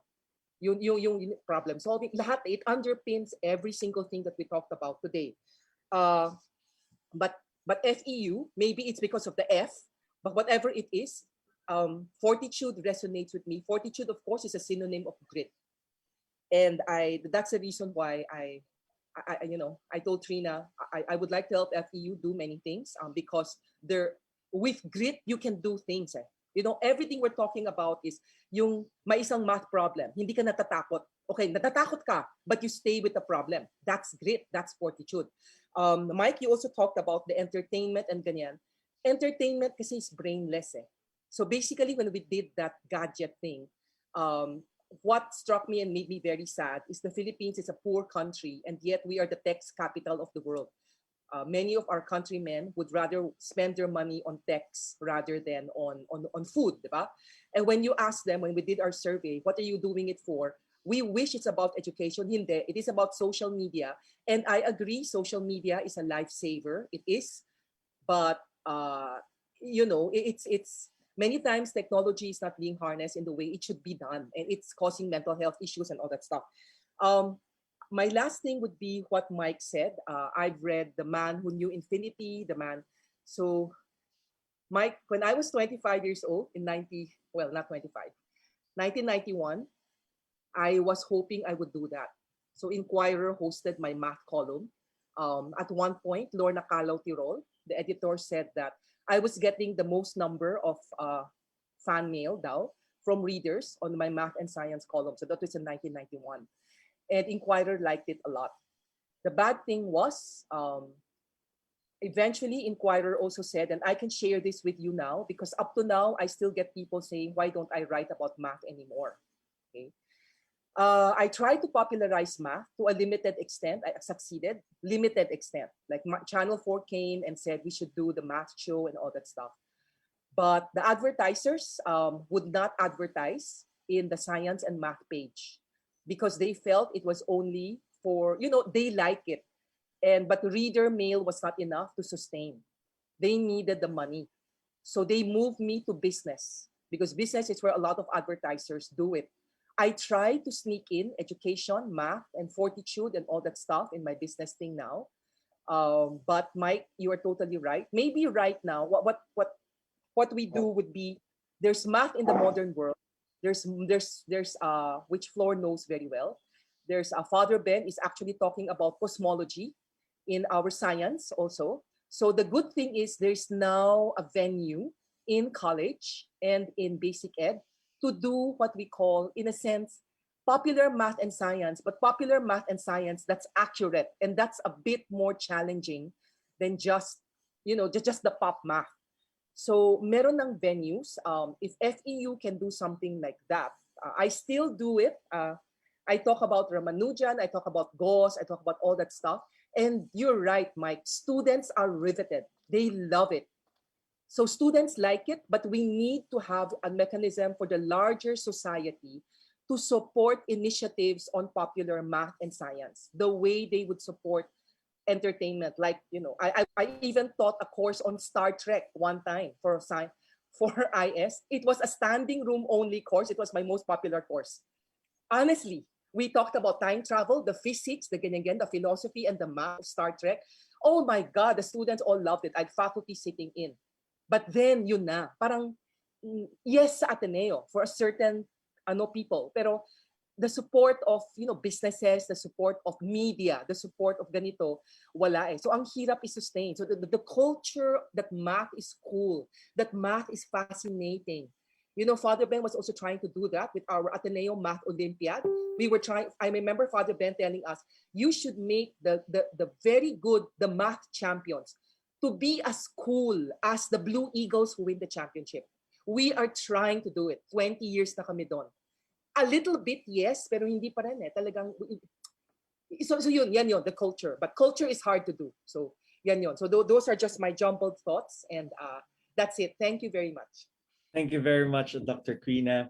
And at this point, every time you say we need to help, the term help, I really connote it to the genuinely care for our students to learn math and how they can be able to get this critical thinking, like what Father Ben said. The best way for them to learn math and to develop critical thinking is to solve problems. So, and that helping, the word helping that we keep using for the longest time is actually the genuine care for learning for all our students. Thank you.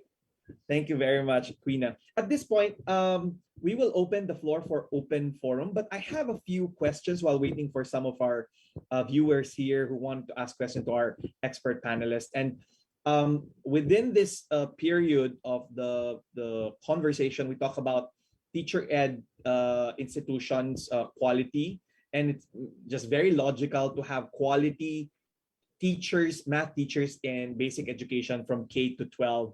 We need to have a good, in a way, production of good teachers. And we look at our direction to the teacher education institution. So we'll talk about that later. And we talk about congestion of the curriculum. And we will also touch about that in a while. But I'm very interested to ask our panel members here, including, of course, Quina, when Father Ben talked about the second EDCOM, and the EDCOM report was, in a way, our Bible in education reforms, education policies, and all some major decisions in the country about education. We're looking at EDCOM. Is this possible now to begin this big task of writing a new EDCOM? And in fact, looking at how we spend on education, for instance, in a very recent interview, the Secretary of Education said, we're not really spending much in education. The global spending in education by an average is 5% to 6% of the GDP, but Philippines, according to her, is no way near that number. So there's so many things before we can talk about the how to teach math in the classroom, but looking at the general perspective of national spending in education, what's written in EDCOM that were not really followed in the first EDCOM, and now we're probably moving towards a second EDCOM. What are your thoughts about this? Do you want to start with the EDCOM or the national spending? Father Ben, you want to talk about that? Well, personally, I think that focusing on the national spending is not the right thing. For example, Vietnam has been a very poor country, but they do far better than us. Even what amazed me with Vietnam is even during the war against the US, they continue to do excellent mathematics. Bombs were falling, but they continued to teach. And they continued at the highest level. They continued to translate high-level math papers, even while bombs were falling. So I think I think it goes the other way around. If you improve the culture of learning and teaching, the money will eventually come. That's my opinion. I do not think the money. China was the same. Even during the Cultural Revolution, all the difficult times that they had, they continued to do excellent mathematics. So you really have to get into the culture of teaching and learning. It's really a culture problem. Money can help, but the deep problem is a culture. Is there really a culture of good teaching? we can discuss that a lot. I can tell you how China and Vietnam do it. Is there a culture of good learning? And so we cannot do that universally. And that's why I'm really saying, let's really work with a group of schools and try to embed a stronger culture of teaching and learning. And and the US is the wrong place to go to for this. At least our neighbors are the best place to go to. Look at China and look at Vietnam. And you will find how you can carry out excellent education under relatively poor economic circumstances. That's my opinion. And I've been working with countries in Asia, East and Southeast Asia, since 1972, and that's always what struck me. What struck me is that as far as 1972, Singapore was still a poor country, or not a rich country anyway. Vietnam was in the middle of the war, but they were doing far better math education and math research than we were. So we have to tackle that problem. Yeah, but Father Ben, aren't Chinese-based cultures different in that for them there's been a long history of scholarship, starting with the Mandarins, the civil service, whereas we our Filipino culture, I think, is more Latin American, more akin to Latin America's. So, I mean, the problem as I see it is that if we do not have a culture, a long tradition of scholarship, which is so that because it's not we are not, I mean, we don't really look at scholarship as something important in popular culture. How do we even begin with just having a culture that's specific to the teaching of math? Well, I think it has to start somewhere, and that's why I'm proposing that the program that FEU is standing can start that with some schools. I don't think you can avoid it. You have to start somewhere. Yeah, that's why my own views are like, sorry to say, but my own perspective now is the Philippines is such a big problem. I mean, so that to tackle this, at the national level, will be so hard to do. Yes. And it will be better to take a more micro approach where you begin showing 1,000 points of light, so that in the end, so my own take is that we should I feel that FEU has enough schools. I mean, we have a spectrum of schools. They're not all elite. I mean, so they're spread all over. And so it's like a mini DepEd. And if we can show proof of concept that these things work in the diverse school environments of FEU, maybe then we can get more people to and we're rather complete, no? Because there's Institute of Education that can take the lead in developing teacher education. We have basic education departments in various schools where we can implement the ideas, and hopefully, I mean, because it's so hard to think nationally at this point when the conditions in the Philippines, like you go to Batanes, for instance, and you see that kids there don't even have shoes when they go to school. How do we expect, so it's just too hard. I agree completely. And that's why I'm proposing that we work with a network of schools, or you could just work with your own system. You could work with certain local governments who are really very focused on their schools and help them if you want a somewhat larger scale than simply a few schools. But yes, beginning with the FEU system would be wonderful, and that could spread. So I'm afraid it's the only way to go. Yes, Queen. I'm actually so happy that you said it, uh, because when I gave a talk to FEU Cavite at the invitation of Mirna Quinto two weeks ago, I think Trina was also there. Flo was also here. FEU Cavite, which I'm very happy as a basic ed, will focus on math aside from sports and science. And that one is a great venue for fortitude. Mike, I'm so happy I finally got to meet you. Rina was actually telling me before that, she set up a meeting with the two of us. Mike, what you said resonates with me. I know I don't know how old you are, Mike. I'm pretty old na rin. But what you much older than you. Mike, parang what you said kanina were my sentiments. As I said in 1991, and I tried my best, and I've almost given up nationally, but I am more. I mean, personally, I would like to work with schools, smaller units. Ateneo, I'm trying my best with some success naman. I mean, the students resonate and the students do respond. But I would be very willing, Mike, to work with you on the program for all levels. I can even do a popular science math, Star Trek or Big Bang Theory for you, and then invite you as a guest speaker. Require them to read The Man Who Knew Numbers, including the Ramanujan movie. We can talk about that. And then also do popular math and science starting for FEU Cavite. So that one is something I would love to do for FEU. That one is something I've craved.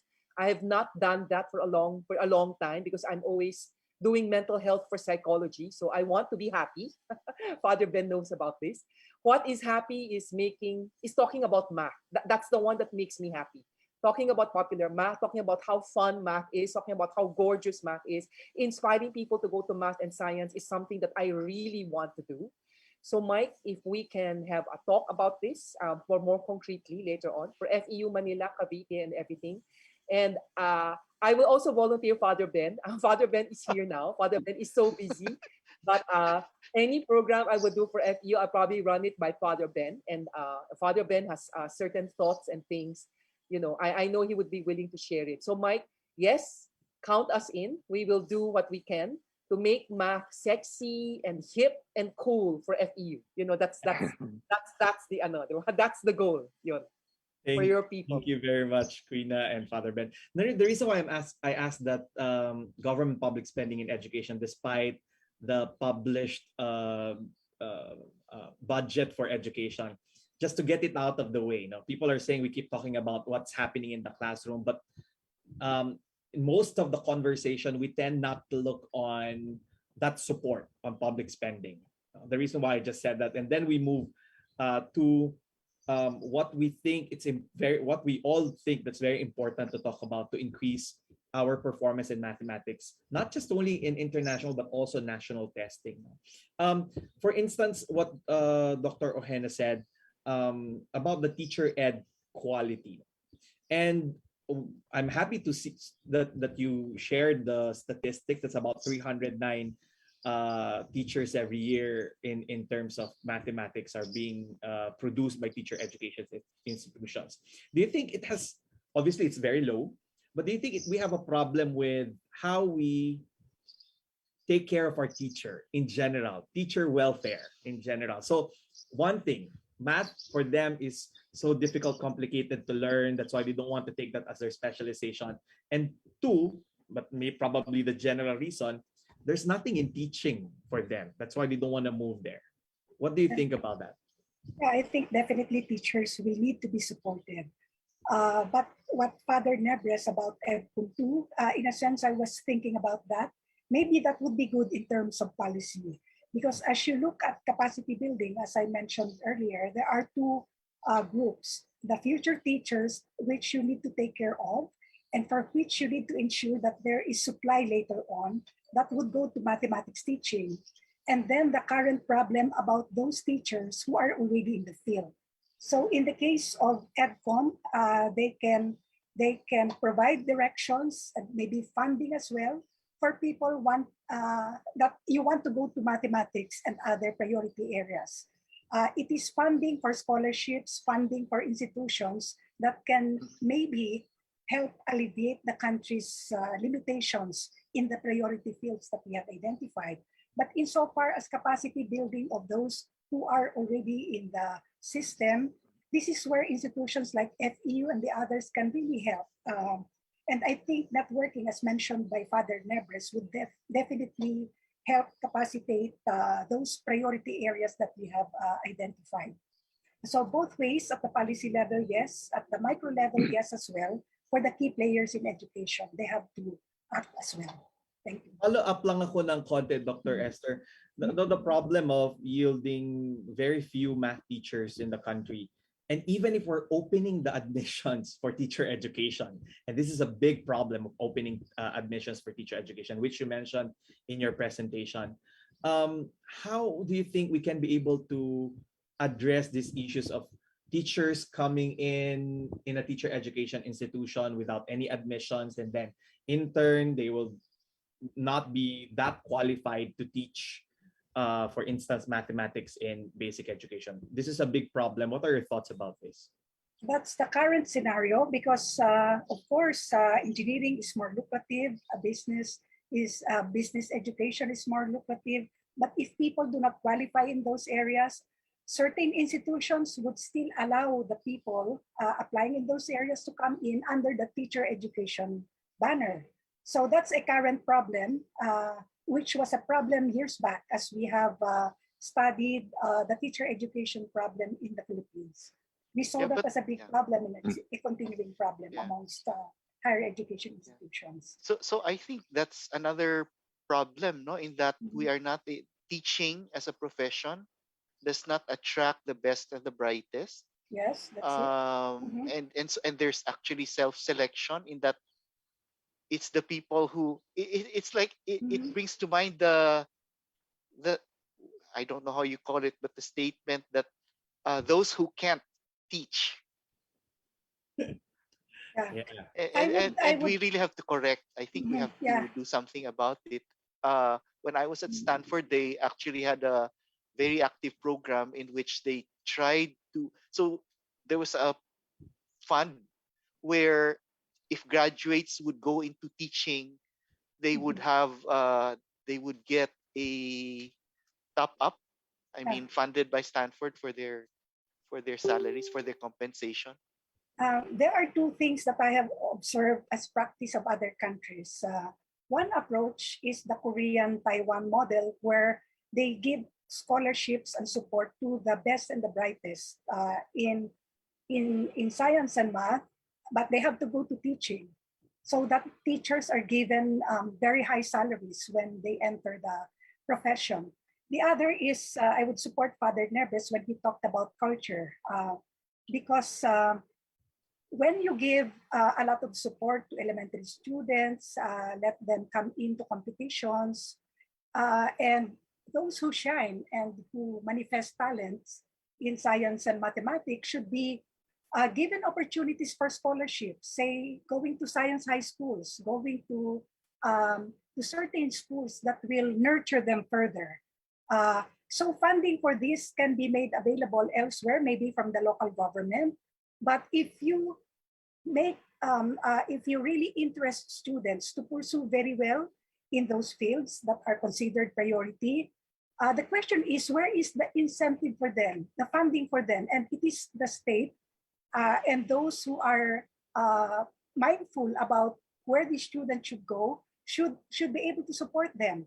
I think this is where macro policies are needed, and so that important institutions can participate in providing the necessary support so that we're able to cultivate the culture of developing talents upwards, and then there are institutions supporting them. My former boss at the OST, Secretary Uriarte, said, it's not a problem for music and arts because the Filipinos, the Philippines as a whole, has a culture for that. But we don't have a culture for science and math, and that's why we need to work hard.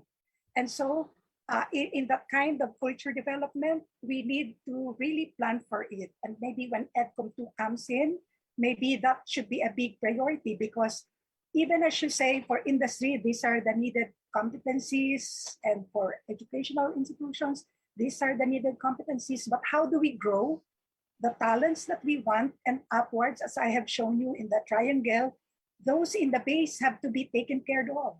And we need to make sure that there is a continuous flow of talents from basic ed up to higher education level. Thank you. So that's very interesting in terms of taking care of the base. And I'd like to get this question from our chat box. It's connected to what we're talking about. Coming from DepEd Coronadal City, from Johnny Paul Fortaliza, junior high school math teacher from Coronadal City. Two-part question. One, on a general perspective, how are current programs for improving teacher proficiency in mathematics going on down to the classroom level? And two, what are the general and specific plans to improve our Philippine mathematics standing in the world category? I guess this is a question, and even in 2003, we've seen studies about benchmarking on international. That's a priority that we're currently using to benchmark as well in international area. I'd like to respond to this question from... actually that problem, as Father Ben has already indicated or said, goes all the way back to the 1925 Monroe Board of Education report. I actually read that report, which said that the problem was that I think it was also grade four and high school Filipinos students. They were good at the mechanical part of math, which is just arithmetic, the operations, but with word problems there was a gap in understanding, and that has been there ever since. So that was the finding, as I remember it, in math. And then in science, it was that they were not contextualized, that the American textbooks were talking about mulberry leaves and which Filipino kids had no idea what those were about. So so the scores were really low in the understanding part, and we haven't, sorry to say, but we haven't solved the problem since. Well, that's why I started by saying that any effort to do this has to begin with the people trying to make the decisions to spend time on the ground. That if you talk to the teachers, and for example, during the K to 12 development, I spent time with the teachers, and the teachers said that nobody ever talked to them about it. They never asked what was going on. They were simply imposed from the top. I have talked to some of the more, how do you call it, career officials in DepEd who are quite good. And they said that the team that developed it just talked at them. They never asked them. So in other words, we implemented a new K-12 curriculum from kindergarten to the top, from the top of the heads of the people who were there. And there was never a feedback thing with the teachers and so on. Talking down to the teachers. So we'll never solve the problem until we get to the ground and talk to the people who are going to implement it. So in other words, our problem-solving problems are not only in math. Our problem-solving things are in solving real problems. Yeah. And so really, I have to insist on that because I've seen that. Or maybe it's not unique to the DepEd. I see that in other circumstances where leaders simply think they know the solution before they have talked to the people. But Father Ben, well, in my personal research, I've done in my PhD research, I studied curriculum reforms from 1982 to 2013. And based from this research, it's not that we don't know what the problems are. We know even before. In fact, what we've been referring to, the EDCOM report, the problems raised in that report are very compelling, but there are also research looking back that majority of those did not really follow the recommendations and the problems that were raised in that EDCOM report. So my fear, and I guess it's a fear for all of us here, moving forward in developing curriculum for the Philippines or developing a good math programs in the Philippines, how we can be able to not just penduluming it seems that there's moving, but there's no really movement in the reform. Well, let me tell you how Japan does curriculum reform. Okay, when I was working with Japan a lot in the 80s, they have a 12-year cycle. Okay, as soon as they implement new textbooks and new curriculum, they start to get feedback on them. They get feedback from the teachers as to what is working, what is not working, what is well, what is difficulty. And then in the middle of the cycle, they put together all that feedback. And in the second 6 years, they then sift through and decide what should be retained, what should be changed. And that is the basis of the new textbooks and the new curriculum. It is an empirical reform based on feedback from the ground. It is not because they went somewhere and learned about understanding by design, or they learned about the new math. They did not go somewhere else and say this is the solution. They actually looked at what was working and not working. In other words, it was an empirical approach. We never do that. Yeah. And that's But our problem. Yeah, Father Ben, it's also because of the politics. My observation is that every DepEd secretary that comes in does not want to continue his predecessor's programs. Yes. Because he wants to leave a legacy. He or she wants to leave his or her own legacy. And so it's always like chuck all the, just dispense with all that has happened before and let's start with but they only have 6 years. And so the reforms never take root. So that's why I'm so I'm pessimistic about the national. It's just the way things are, and that's why my approach is like let's start small. Let's start with 1,000 points of light. Develop 1,000 points of light. And that's why at the national level, all I want to press for is to remove the obstacles for us to be able to do what you're saying.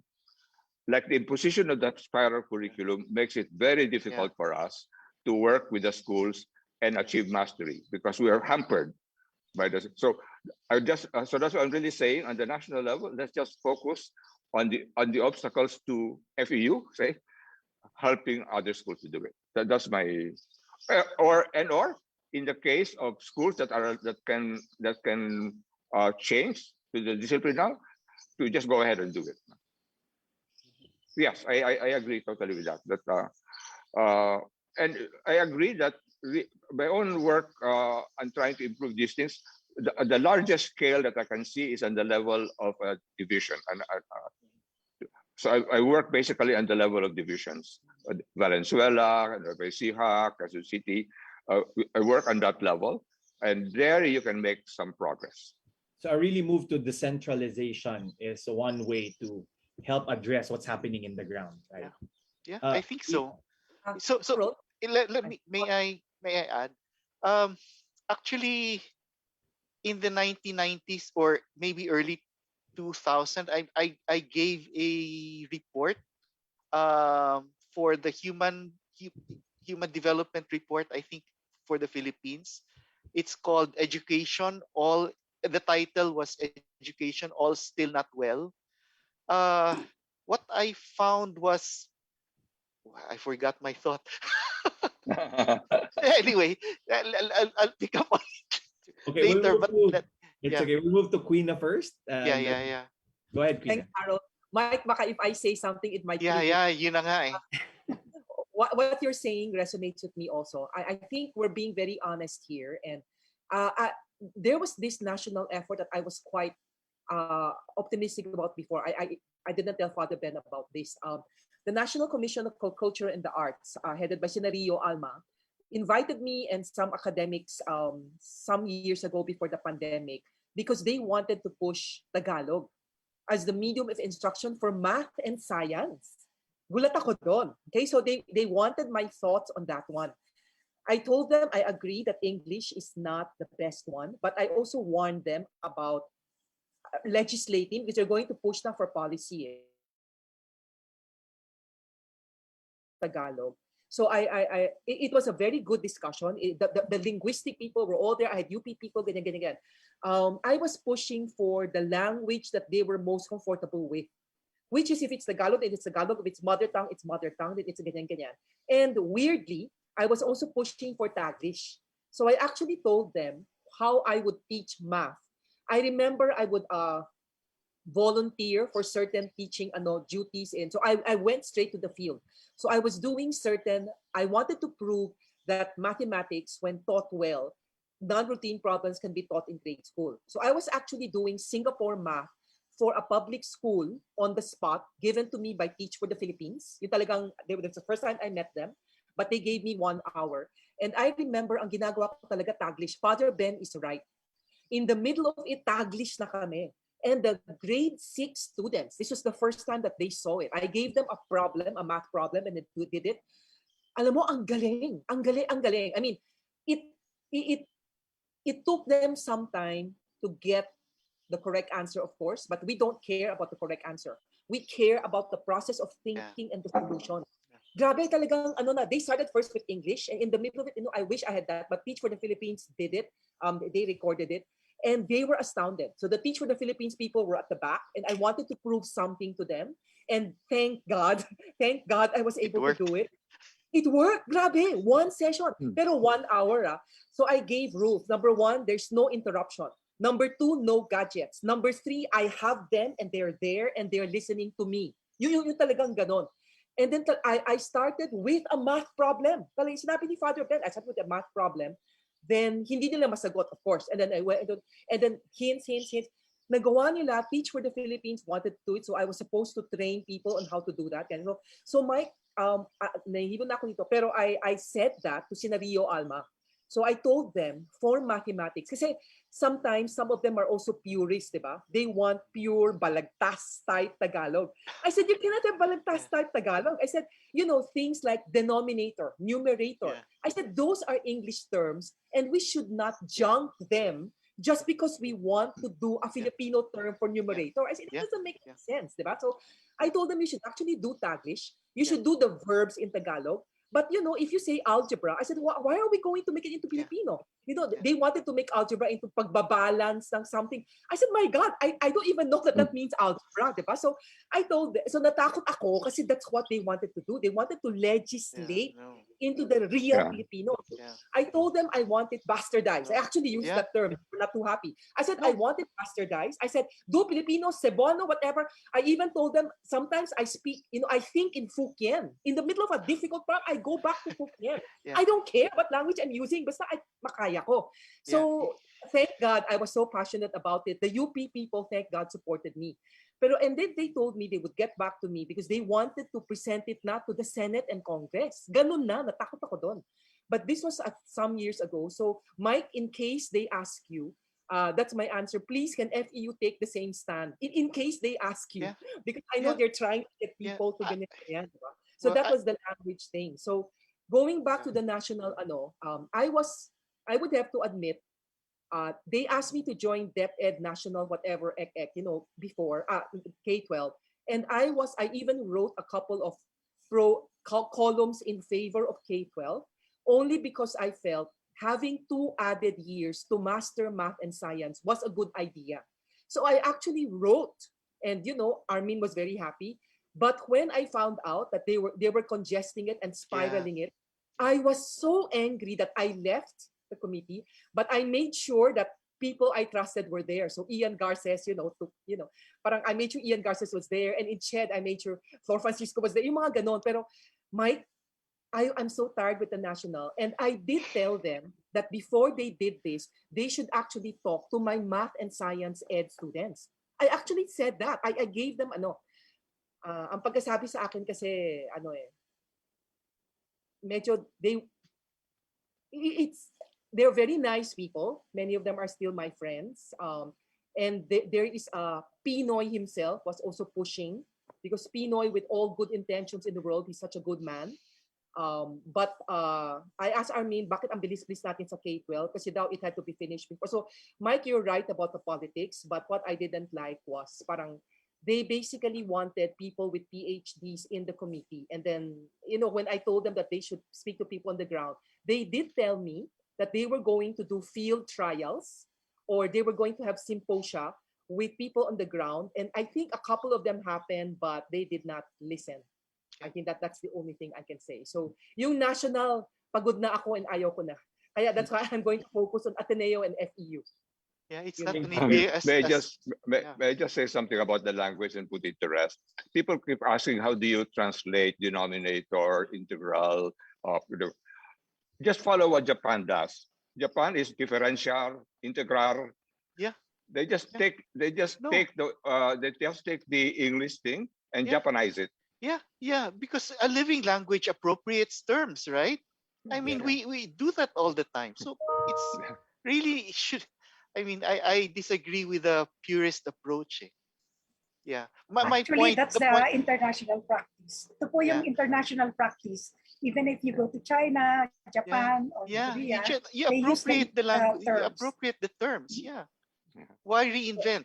My point, the point that I was going to make earlier with that, study that I made, that I wrote, was that a basic problem with DepEd is the one size fits all approach.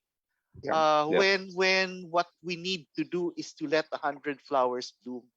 The idea. So my recommendation at the time was declare a tournament, meaning let the regions compete, let the school divisions compete, where you just have basic outcomes that you want to measure. So things like access, equity, and so things like that. No, you award the region, you give them more resources to the extent that they're able to reach to be better at certain indicators. You do so with champion divisions, but don't dictate from the top. Let them prove themselves with actual learning outcomes. Thank you. That's actually a major recommendation from Dr. Chris Bernido and myself in the academy. To simply allow divisions to compete with each other, and let's see let's let them develop ways to improve. So it's an experimental, empirical approach, which the fruit of the pudding is in the eating. That's the idea. So, and I made this recommend. I think I wrote that piece in 2005, and it's never been picked up. So that's a good thing about this panel, and I think for our audience, and maybe it's an important part of being a math teacher or being a teacher in general, to think about these issues and not just only looking at what's given. But I want to move to, because it's 11:40, we have so many things to discuss. I just want to move to this question about, let me read, from Chacha Limense, University Research Fellow of FEU and member of Mathematical Society of the Philippines. And I will just read it. Ang attitude po ng mga students towards math, takot, not interested, sabi nga ni President Alba. Karamihan ay interested sa showbiz. Actually, Filipinos ay karaniwang interesado sa PBA, politika, basketball, at artista. Ay isang perennial problem natin sa Pilipinas. Idea po kung ano ang cause nito. Pedagogy o language, o teachers perhaps. Nagbago na ba ito? Ano ang dapat natin gawin para masolusyonan ito? This is very quick round. You want to address this question? It's the larger culture that that comes from, so I hate it. Just an anecdote. One Dolphy movie that I really hated was when he was reading for an exam, and he was reading the book across pages, and not the book per page, as if that. I mean, of course, it's funny, but it also imparts the subliminal message that we can cut corners and still do things. I mean, with something like math, it's really linear. It's you can't be distracted. You can't be watching TV while doing math, and that's the thing that we also. So where I was coming from was, we need to be mindful of all these other things that have to happen to push math proficiency. It's not just teaching in the classroom, it's the socialization into math, it's the it's the how building of skills, how you think in math. I mean, those things we have to be mindful of if we want to be successful in a math, in developing math proficiency. Uh, it's so hard. It's so hard to go against culture. I think yun nga, we're more showbiz. We like, so even in depth the culture of when we asked Brother Armin before, why are there so many hours, 80 hours, I think, per semba or per quarter. I can't be sure now. And it's because in depth in the public schools, they allocate at least 20% for programs, for uh, outside classroom activities, like hosting a dignitary, and they put on a show, and that takes away from the seriousness of of the of teaching. So anyway, so I don't know how to deal with the popular culture, except maybe to just generate. I mean, to just in the US, the larger culture is also, I think, anti-math. Even at Stanford, students are classified into, what is it, Father Ben? Techies and fuzzies. The fuzzies are the students who take English, literature, go into law, and then the techies are those in engineering, science. So, but the good thing about the US is there's a cohort of students large enough who are socialized into math quite early, or into Yeah, science quite early. They go into museums, they're interested about science, and that's maybe the best that we can hope for. I think so. I agree.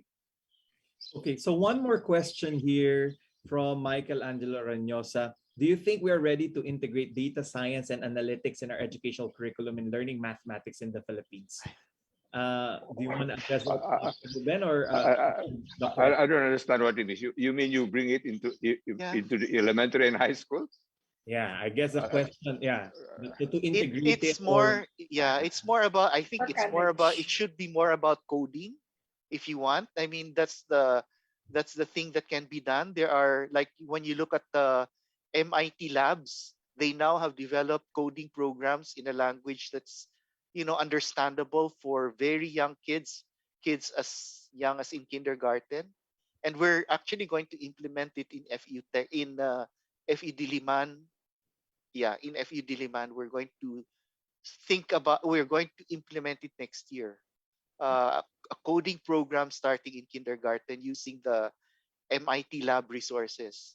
And then in the senior high school, we're going to teach Python. But but math is not. I don't know that data science is something that I mean can be taught at that level. I mean, because data science is an amalgamation. You need statistics, you need programming. Um, it's really a mix of things, eh? And I don't know that a program like that should be started early. I mean, you should do the basics, which should be math, programming, to build for a and how do you say, to build on, to have the proper foundations for learning data science. I mean, anyway, so Mike, you're right. Actually, I've been judged. There are now competitions in the Philippines. Happy to tell you. I think this started like 7 or 8 years ago. I've actually judged some coding competitions, and I helped several private schools start their coding program. So many of the private schools are doing it. Many of them are the Filipino Chinese private schools, and they're very, very interested in this one. Some of them are using the MIT curriculum. Some of them are actually partnering with Lego. Believe it or not, Lego. Lego has a great coding program, and Lego also has tournaments, which will, parang it's one way of making coding sexy.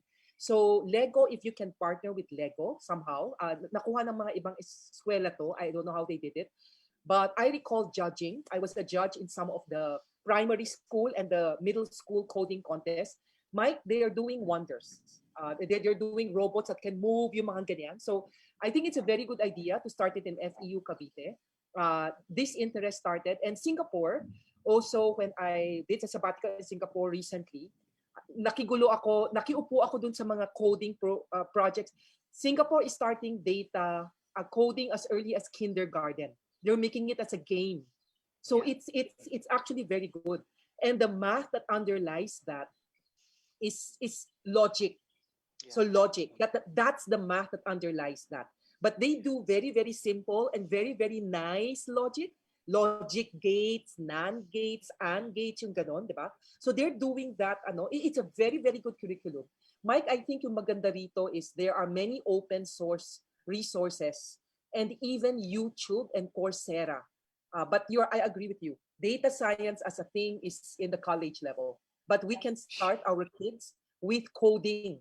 That's something that can be fun and that can develop the math and science there. Yeah, just to add, FEU Tech wanted to do a data science BS data science. There was not one person or student who applied to that program. So the students actually don't know at this point what data science is all about, and that it's actually it's actually a very good, I guess, preparation for a career in the 21st century.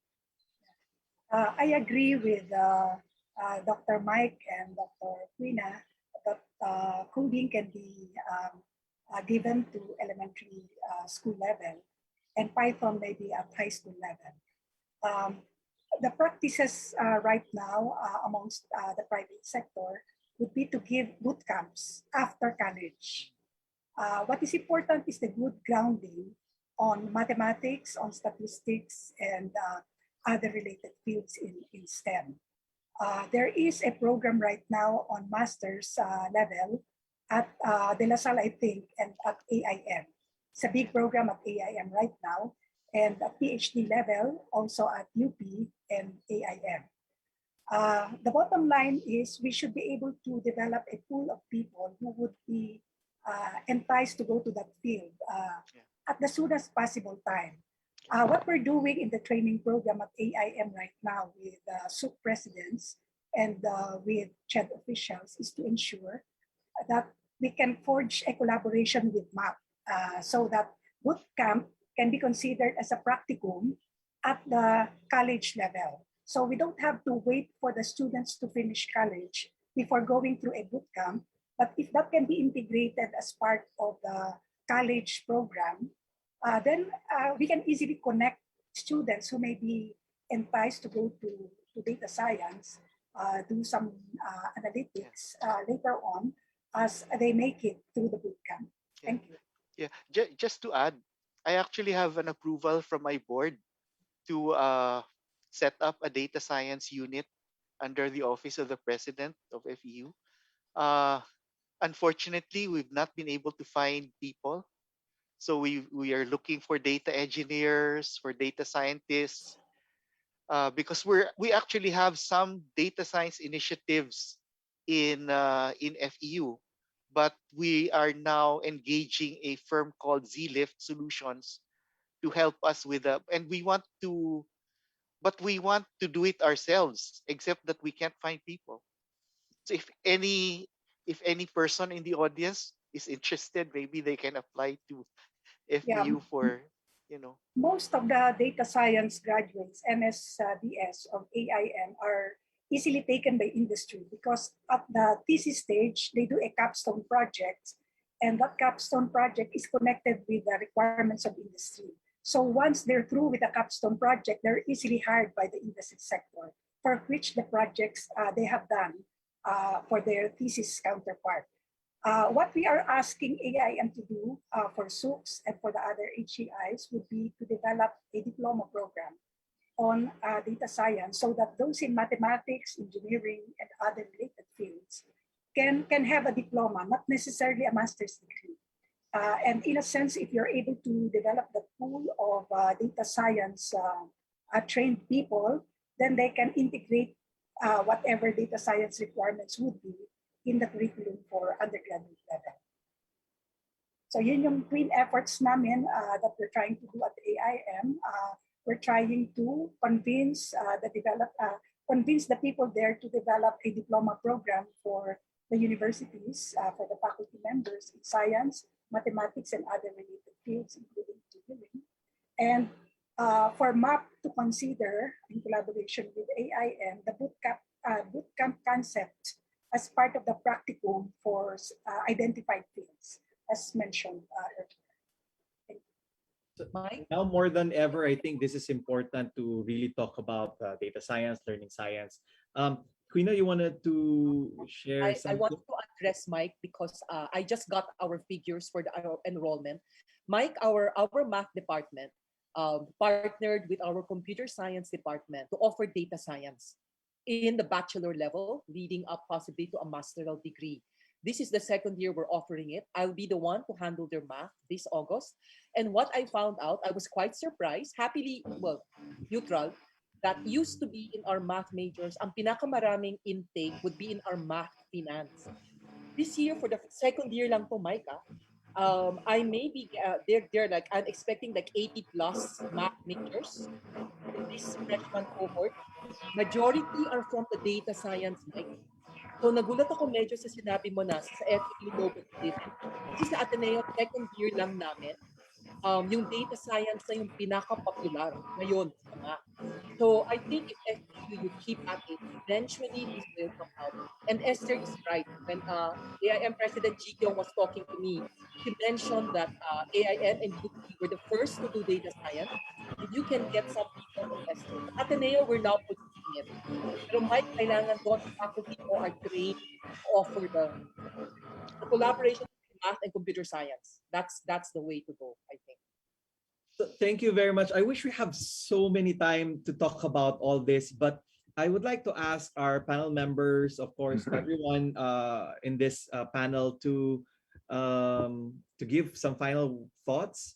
But before that, there are a few questions here that maybe you can input it in your final words very quickly. For example, from Jeff Zulweta, he wanted to talk about how can we strike a balance about the culture of compliance. Some schools are afraid, because of the regulatory bodies, and we keep talking about how can we contextualize it without, in a way, following the spiral curriculum and all these things. And maybe you can address that in your final thoughts. Also, one question here from Catherine Vistroyu.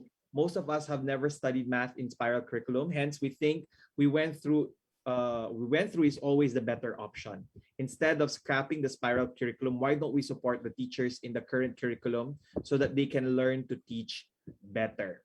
Okay, so may I ask the panel members to give their final thoughts as a closing and probably address a little bit of those two questions. Can we ask Dr. Esther to give her final thoughts? For the first question what was that? Sorry, I can recall the second question. The culture of compliance. Schools are scared to change and innovate because of the regulatory bodies that push for what schools should do. Is there a way to strike a balance with this? Yeah, in regard to the intended curriculum, as mentioned by Father Ben, that is the standard as provided in terms of the listing of competencies. But teachers have the mandate for the implemented curriculum, the context for teaching, the activities to be implemented. I think it is at the level of the teachers at school level where they can innovate insofar as the intended curriculum is concerned. On the spiral curriculum, indeed, we've all been trained in the discipline-based system. Of course, there's a lot of questions about the implementation of a spiral curriculum in mathematics. I thought it was only for science and not in mathematics that spiral curriculum was pushed. However, I think it would be quite difficult for high school level. Maybe for elementary level, it can be done. uh, and where perhaps the recommendation of Catherine can be put into action. That's my thought. Maybe it would be relatively hard for junior and senior high, but maybe for elementary level, it may be doable. Thank you. Thank you very much, Dr. Ohena. Dr. Quina Lee Chua, can you share your final thoughts and probably infuse those two questions in your final thoughts about this issue? Harold, can I go last? Sure. I'm still, Father Ben and Mike. Father Ben? Well, first of all, maybe focus on what we're discussing with Dr. Alba, that let's try to work on a smaller scale.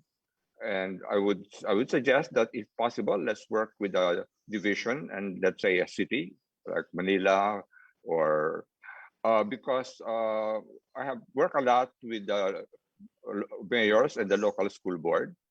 And if the mayor and the local school board, together with the DepEd superintendent, push, they can make a lot of change. They can make sufficient progress at the implemented curriculum. That's what you see that in Valenzuela, where there's a lot of these corporate. So that would be the first answer I would have about the power. And the fact that the mayor is behind it can also help the teachers and the others to overcome the compliance.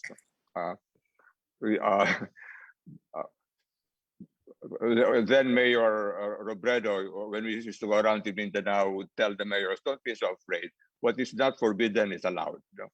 So don't be afraid to experiment. So that's the first thing I would say. In other words, get the backing of the community so that you're not alone in doing it, and the support of the local school board together with the local government. Second, on the question of the spiral curriculum, you can do that in grade school, but even in grade school, I think that the spiral with the fractions is a disaster. They never learn fractions. So there's, even in the grade school level, there must be a time when you concentrate on certain topics and maybe spend half a year or a year on it, because we never learn it. So that's the first thing. I don't think you can learn fractions in the spiral method. It certainly has not worked. No? And then in the high school level, at the high school level, it is not just learning topics. You really have to learn algebra as a discipline. You have to learn geometry as a discipline. You have to learn statistics as a discipline. It's not just a few topics. And you cannot do that in the spiral method. I would suggest I send to you the presentation of Dr. Chris Bernido at the National Academy meeting. He goes into detail why it doesn't work. But he also talks empirically from their experience, how they were able to do so much better before the spiral curriculum and later on. So here is somebody like Dr. Bernido who has really worked hard. Dr. Esther mentioned the work he does to improve learning and teaching. So I would disagree that you can really work with a spiral curriculum in a better way in the high school level. Grade school, perhaps, yes. Thank you very much, Father Ben. Dr. Alba? Yeah.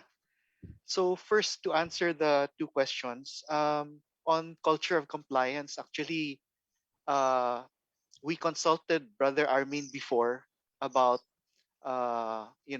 having to always follow the DepEd memoranda.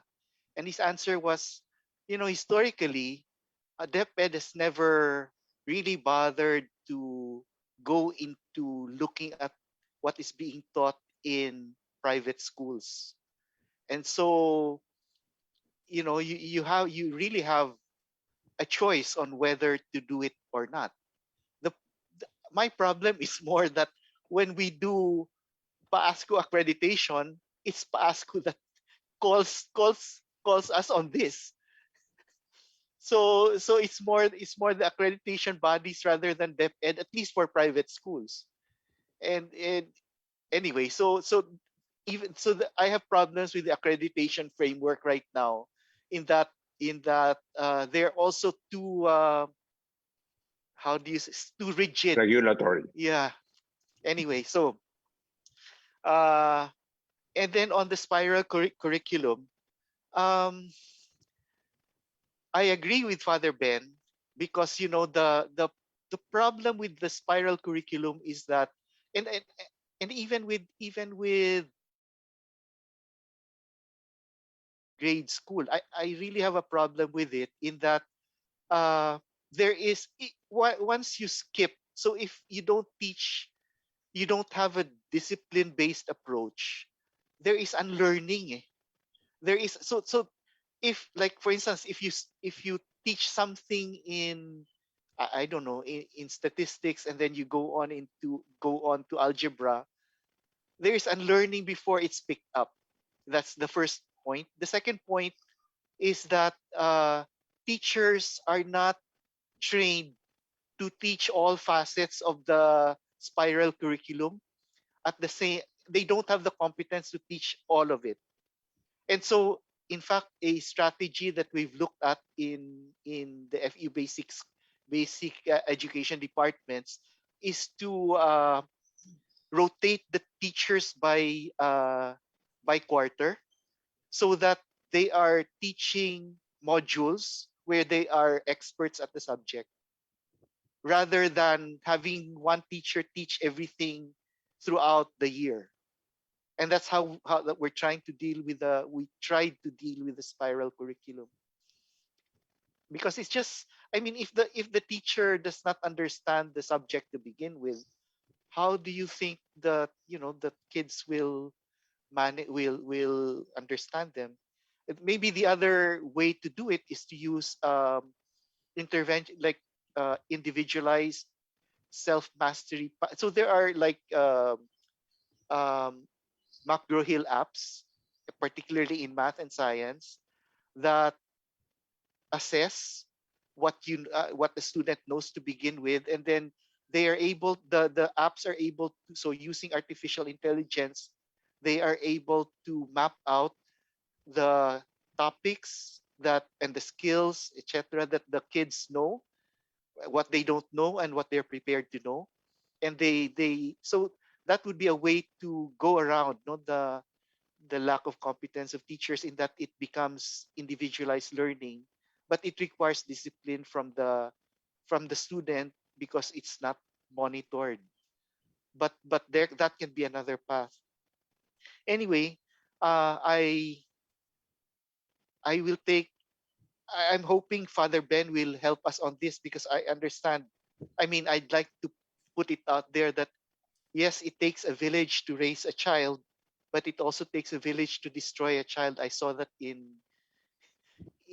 a spotlight in Netflix, on the abuse in abuse by the Catholic Church, actually, in Boston, with Cardinal Undercar. Anyway, so but the idea of, yes, let's band together to help out in improving maybe math and science education, um, maybe with FE schools, and with a few um, school divisions that Father Ben has been working with. We can put into the pot the FEU Public Policy Center, which can take this on as a project. We can probably, with with your concurrence, Harold, maybe we can also get uh, the Institute of Education to help out. And let's take an empirical approach. I mean, my own expertise is statistics and econometrics, so I'd like to be able to track, no. And we've actually done something like this in FU schools. So we've for the last maybe 5 years or so, we've been having our students in all grades of basic education, from grade 1 all the way to grade 10, and since this year also in senior high. We've been making them take, so in the last 4 years, or 5 years, we've made them take the CAM test, the Center for Educational Yep. Measurement Yeah. Achievement Test, in science and math, and twice at the start of the year and at the end of the school year. And the difference in their scores is we interpret as the learning that has occurred. and it's measured against but the problem is it's measured against the DepEd competencies. And Madali lang, CPM. no, but also it you'll have to follow the DepEd curriculum if so. But anyway, so we've actually developed dashboards for teachers in how do you in um what is it, BI, the what is the Power app BI. in Power Power. BI in Microsoft. So teachers have dashboards. Uh, the the school directors have dashboards to see how they compare across FEU schools. They can do, in Power BI, you can filter the data to see comparisons, say by grade level. You can disaggregate by sex and so forth. And it's helped the teacher. So a teacher will see the competencies of the students that she has at the start of the school year. She can go back to the previous year's previous year's achievements, and then she can then do her curriculum map.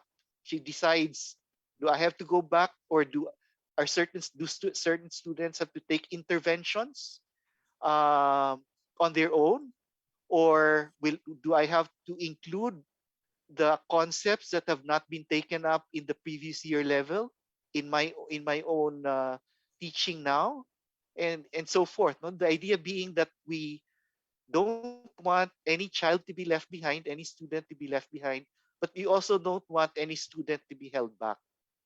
And so it's kind of granular in that we take a look at every person. We were just waylaid by the pandemic, so it was hard to implement the test now, but we were on that path already. And so hopefully, Quina, you can also help out in this initiative. But we do take a lot of statistics and monitoring, and maybe we can expand it to include the schools that Father Ben is working with. Thank you very much, Dr. Alva. Finally, Dr. Quina. Uh, I'll first comment on the spiral curriculum. Um, I actually tried to spiral myself when I was learning, at least for science. I would agree, but this is just based on personal experience. In a sense, mas madali mag-spiral sa math kaysa sa science, especially in high school. Try as I might, I can't understand how physics teachers can actually spiral it. It's almost, I tried doing it, but and I have very good background in sciences. Nahirapan ako. So I remember when I was Singapore actually does spiral well. So when I went to Singapore, I sat in some of the classrooms that did spiral math and science. And I asked them, what made you be able to do spiral? Alam mo, madali yung sagot, and Mike, you're totally right. The reason why they're able to do the math very well, they spiraled it gently, but they did it well, was because they mastered. Kasi yung Singapore talaga, they know algebra very well. They know geometry very well. They know ganyan. So there is mastery in all the disciplines of math. And in a lesser extent, they also told me, mas mahirap din sa kanila mag-spiral sa science, but they made sure people can do chemistry, physics, ganon, ganon, ganon. So that is what's missing kasi with the Philippines. Spiral natin kaagad, but the teachers have not mastered algebra. They have not mastered geometry. They have not mastered physics. Tapos isa-spiral natin. So it's like really blind. So technically, spiral can be done well in grade school. But even Singapore tells me in their high school, many of them go disciplinal again. So Banhar writes the book. It's still discipline pa rin, algebra pa rin, geometry pa rin. And IB, which in high school is really disciplined. I look at all their textbooks, it's really, they went back to the discipline. So even in the US, parang, I don't know about the US because there's so many states. So basically, I tried. I'm one of the people who's very interdisciplinary, and I tried my best. And nahirapan ako. So kung mahihirapan ako, lalo na yung mga ibang guro, that was what I was thinking. Naawa na ako sa kanila. So that it's basically what Father Ben is saying and Mike is saying, on the ground.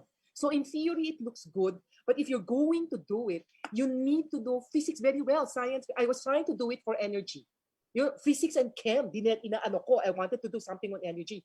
Wow, talagang I had to go to molar, ganyan. Sabi ko, kaya ba to ng mga teachers? So that is the biggest problem I have with the spiral we are forced to do. And our students now, after the spiral curriculum, are worse. the mastery of the basics is so much worse. We know that. I mean, the math department knows that in Ateneo, and we know that. So that's the thing about spiral.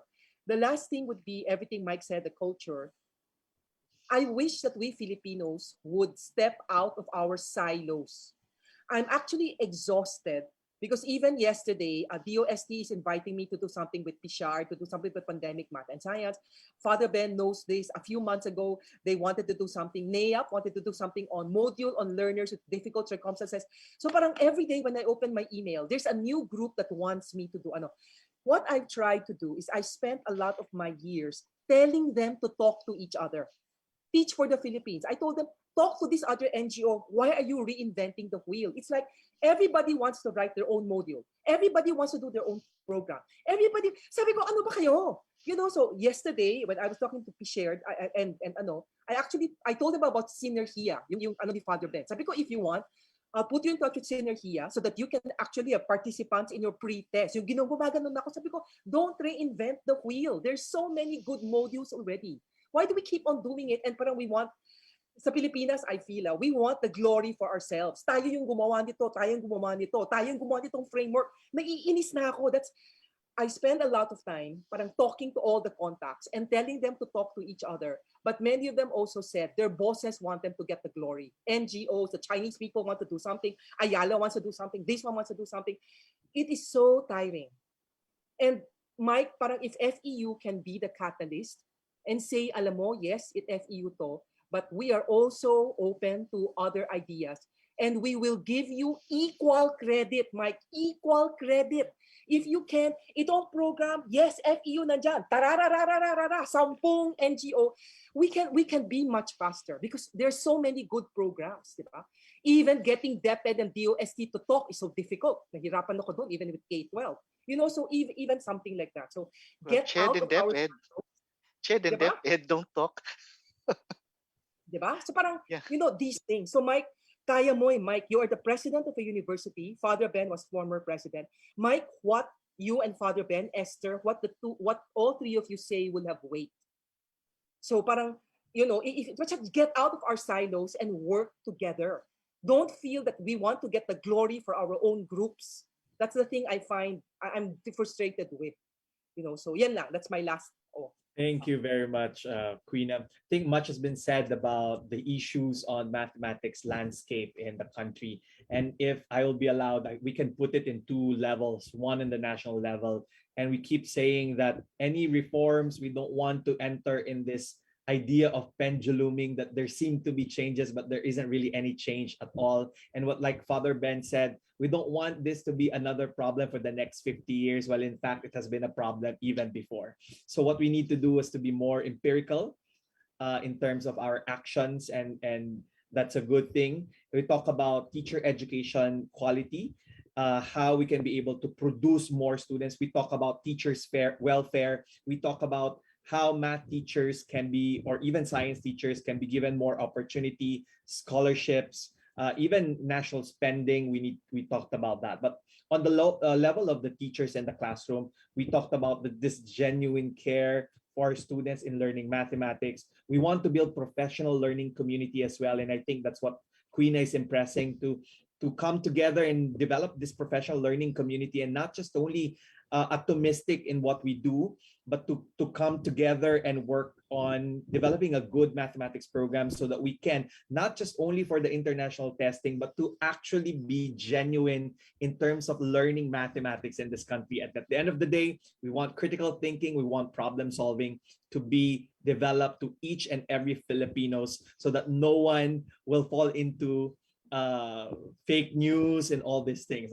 That's part of all this ecosystem in mathematics. So I thank you on behalf of Far Eastern University. I thank everyone, the panel members. In fact, we have so many viewers on social media from Maguindanao, La Union, I was informed, Sorsogon, Camsor, Nueva Ecija, Cavite. Thank you so much for joining us this morning. And I know it's already lunchtime, but please allow me to award the certificates of appreciation to all our members of today's discussion.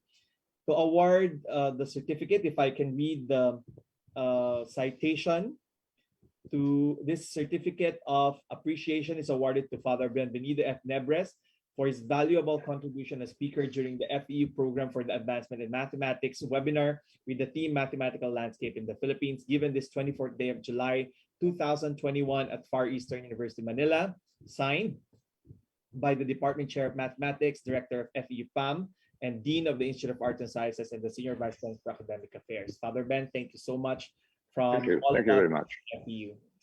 Of course, to the President of the University, Michael Alba, for his valuable contribution in this talk. Of course, to Dr. Esther B. Ojena, thank you very much for joining us, and as well, Dr. Queen Lee Chua. And Dr. Queen has been with us just very recently as a consultant, but we have done so many things. We have learned so many things from her. Thank you so much for doing that. To all our audience here, let's give them a big virtual round of applause.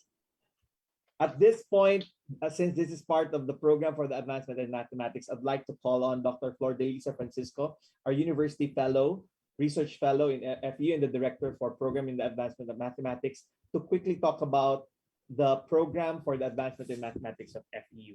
Flor? Thank you.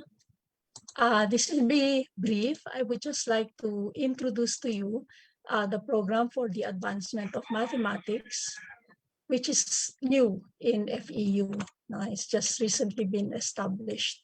It's a program directed by myself, but it is housed in the mathematics department under our chair, Genesis Borja, and of course under the Institute of Arts and Sciences under Dean Rowena Capulong Reyes. Our vision is to become a community of teachers and teacher educators that promote mathematics in the country through training, research, and service. Our mission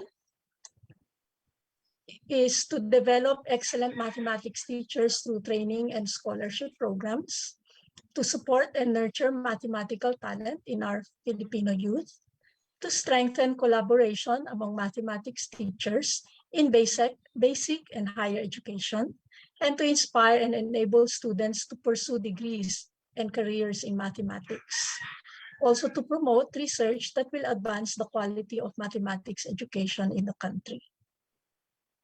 How do we do this? We have initially some programs, or what we call our arms, that will help us to accomplish this mission. We have the Academy for Mathematical Problem Solving. As mentioned in the discussion earlier, problem solving is at the core of mathematics. We have summer seminar for students in problem solving. Then we also want to do teachers workshop also in problem solving, and later on maybe go into competition and Olympiad problem solving. Again, for students as well as for teachers who will serve as their coaches. We want also to support our teachers through our support for teacher education and practice. So we want to conduct pedagogical knowledge seminars for teachers, as well as pedagogy and teaching strategies seminars. We are beginning quite soon, starting Monday. We are conducting a problem-solving seminar for students from Cavite. We do this through the help of the Association of Private Schools in Cavite and DepEd Division of Cavite. So we are teaching grade 4 students up to senior high school students in problem solving, Polya type of problem solving. It's a 1-week course, 5 days, 2 hours a day sessions. And in August, all the Saturdays of August until September 11, we are conducting content and pedagogy seminar for teachers. We want to focus on Manila teachers, but actually we are getting participants from outside Manila as well. So this is a seminar for 5 Saturdays.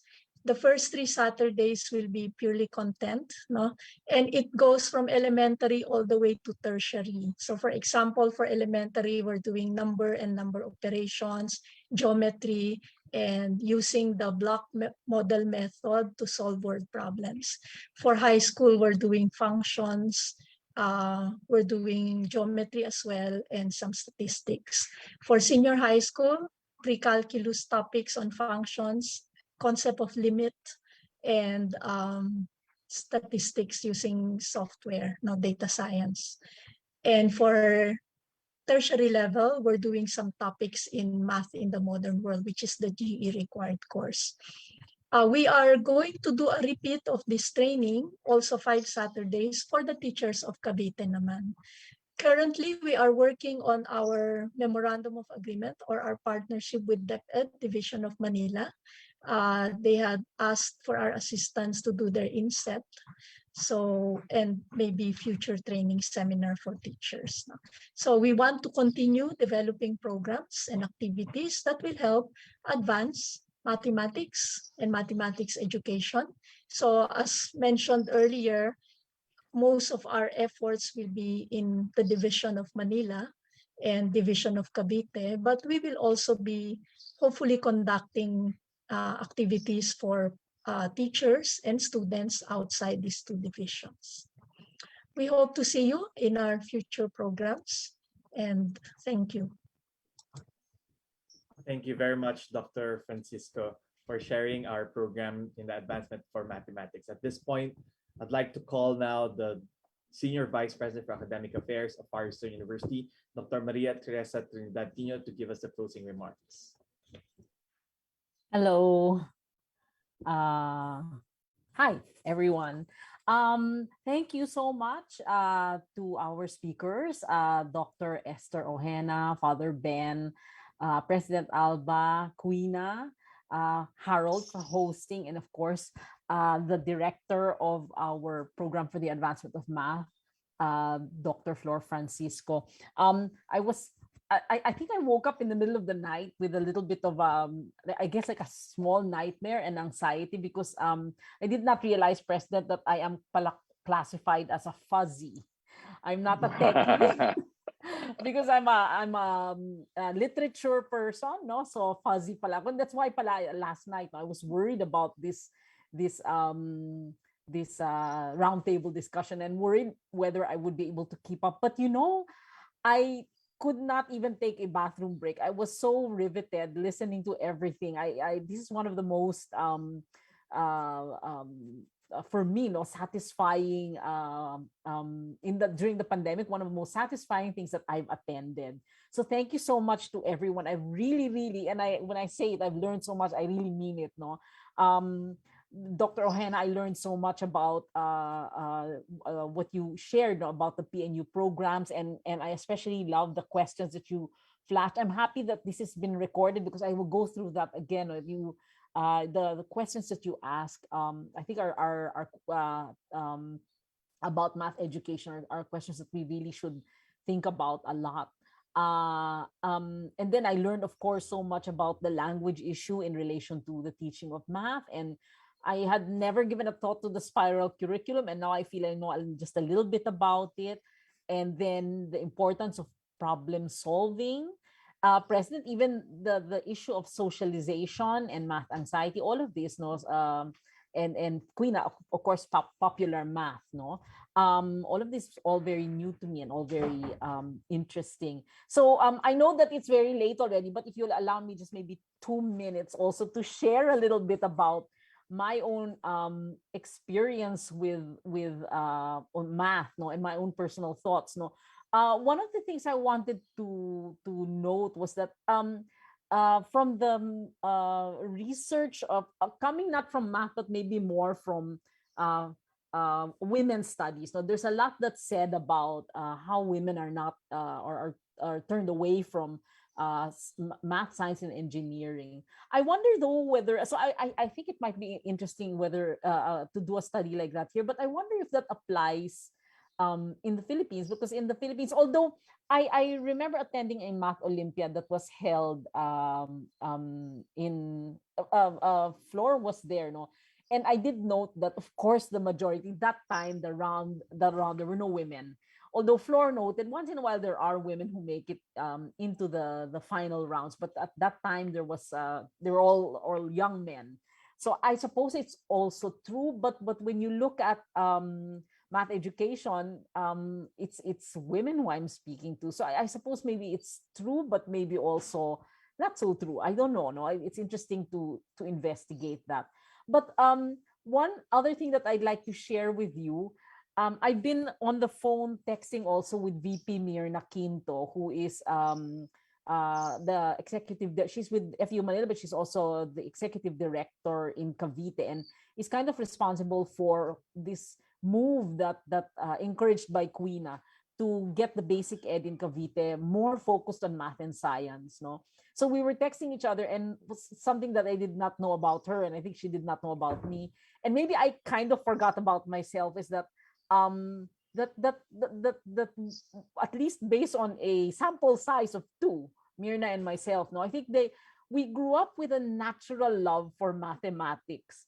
I seem to recall how I actually quite loved algebra in particular, and how listening to I remember all of a sudden, I remember how I would get such satisfaction out of there's such a satisfaction that you get out of solving an algebra problem. No, it's really elegant and wonderful. And I look back now and wonder why I was never encouraged to pursue that more. No, there really just wasn't any encouragement in my life whatsoever in that area. And the, the teachers, maybe not even from the teachers, I don't know. No. And so I think maybe in an alternate world, maybe I could have ended up in math and would have been very happy about it. So let me just say also, no, that we're very pleased that we are now able to start just now, no, our program for the advancement of math, which is an indication of a sea change that FEU has been experiencing over the past 10 years. And this change is encouraged by our chair, Gigi Montenola, and especially by Mike Alba, our president, who, although he says he has this math anxiety, I assure you, he is probably like one of the, he's a great math mind, I promise you. And FEU has had a long tradition of providing solid education for its students. But under our chair and under our president only recently, they have pushed us to emphasize research and extension. And then because of that, no, among our faculty, we have only very recently been able to encourage to join our faculty a good number of very dedicated math teachers who have PhDs in math and math education, and also a whole group of very young, promising faculty who are, I think, working on or are about to start working on their PhDs, including our department chair, Genesis Borja. So with this is why we were able to think up and feel that now maybe we are ready to start a program that can encourage math, specifically in Manila, which is just our local area, just so our partner schools, and also of course then Cavite. So we hope to help in teacher training and in identifying high potential students, and helping these high potential, is that what you call them? The ones who have an aptitude for math, no, help them develop more in that area. So FEU is now ready to contribute to the local and national conversation and efforts at improving math teaching and learning. Finally, we're able to do that. And in our own little way, maybe what we are aiming to do is I hope we can do it, is to maybe to create this alternate universe, no, where young men and women will be encouraged and eventually find the way Mirna and myself, we never got a chance to find, no, to find the elegance and beauty of math, and to be encouraged to pursue it and respect it and love it. And under direction of Dr. Francisco, Dr. Wen Reyes, who is also a fuzzy, but is has, in our dealings in the past month, I see she's really, really pushing for really giving Pam a lot of attention. And of course, Genesis, our department chair, with the help and support of Queen Ali, Chua, and our president, Mike Alpa. And then maybe in the future, we can also call on Father Ben and Dr. Ohena to help us as well in this adventure that we're going to go on. So with all of that, maybe the future of math, maybe the future will be looking bright. Thank you so much. Thank you. Thank you very much, Dr. Tino. In fact, it's not only you. I receive so many texts now saying, I didn't know something about math can be this interesting. So I'm so happy. Maybe those people who texted me are also fuzzy. But it's very heartwarming and it's very wonderful. It's good motivation for us to move further in terms of mathematics in our country. Let's all work together. Let's develop this PLC, or the professional learning community that we're all moving towards to. At this point, I'd like to ask everyone to turn on their camera so we can have a photo opportunity. And after this, it's going to be an ending. It's the singing of the FEU hymn. If we can just ask everyone to turn on their camera for photo op. Nice to see everyone. So, Kathy? Yes, we'll be taking 2 pictures since there are about almost 60 participants. Two pages, okay? Would like to request everybody to turn on their cameras kahit mga 30 seconds lang. Thank you.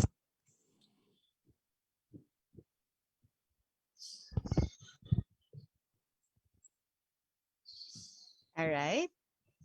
Okay, taking the shots now.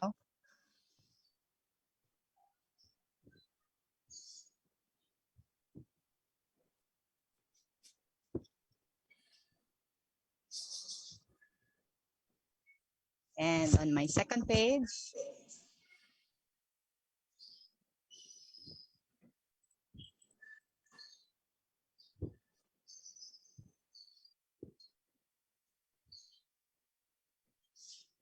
all right.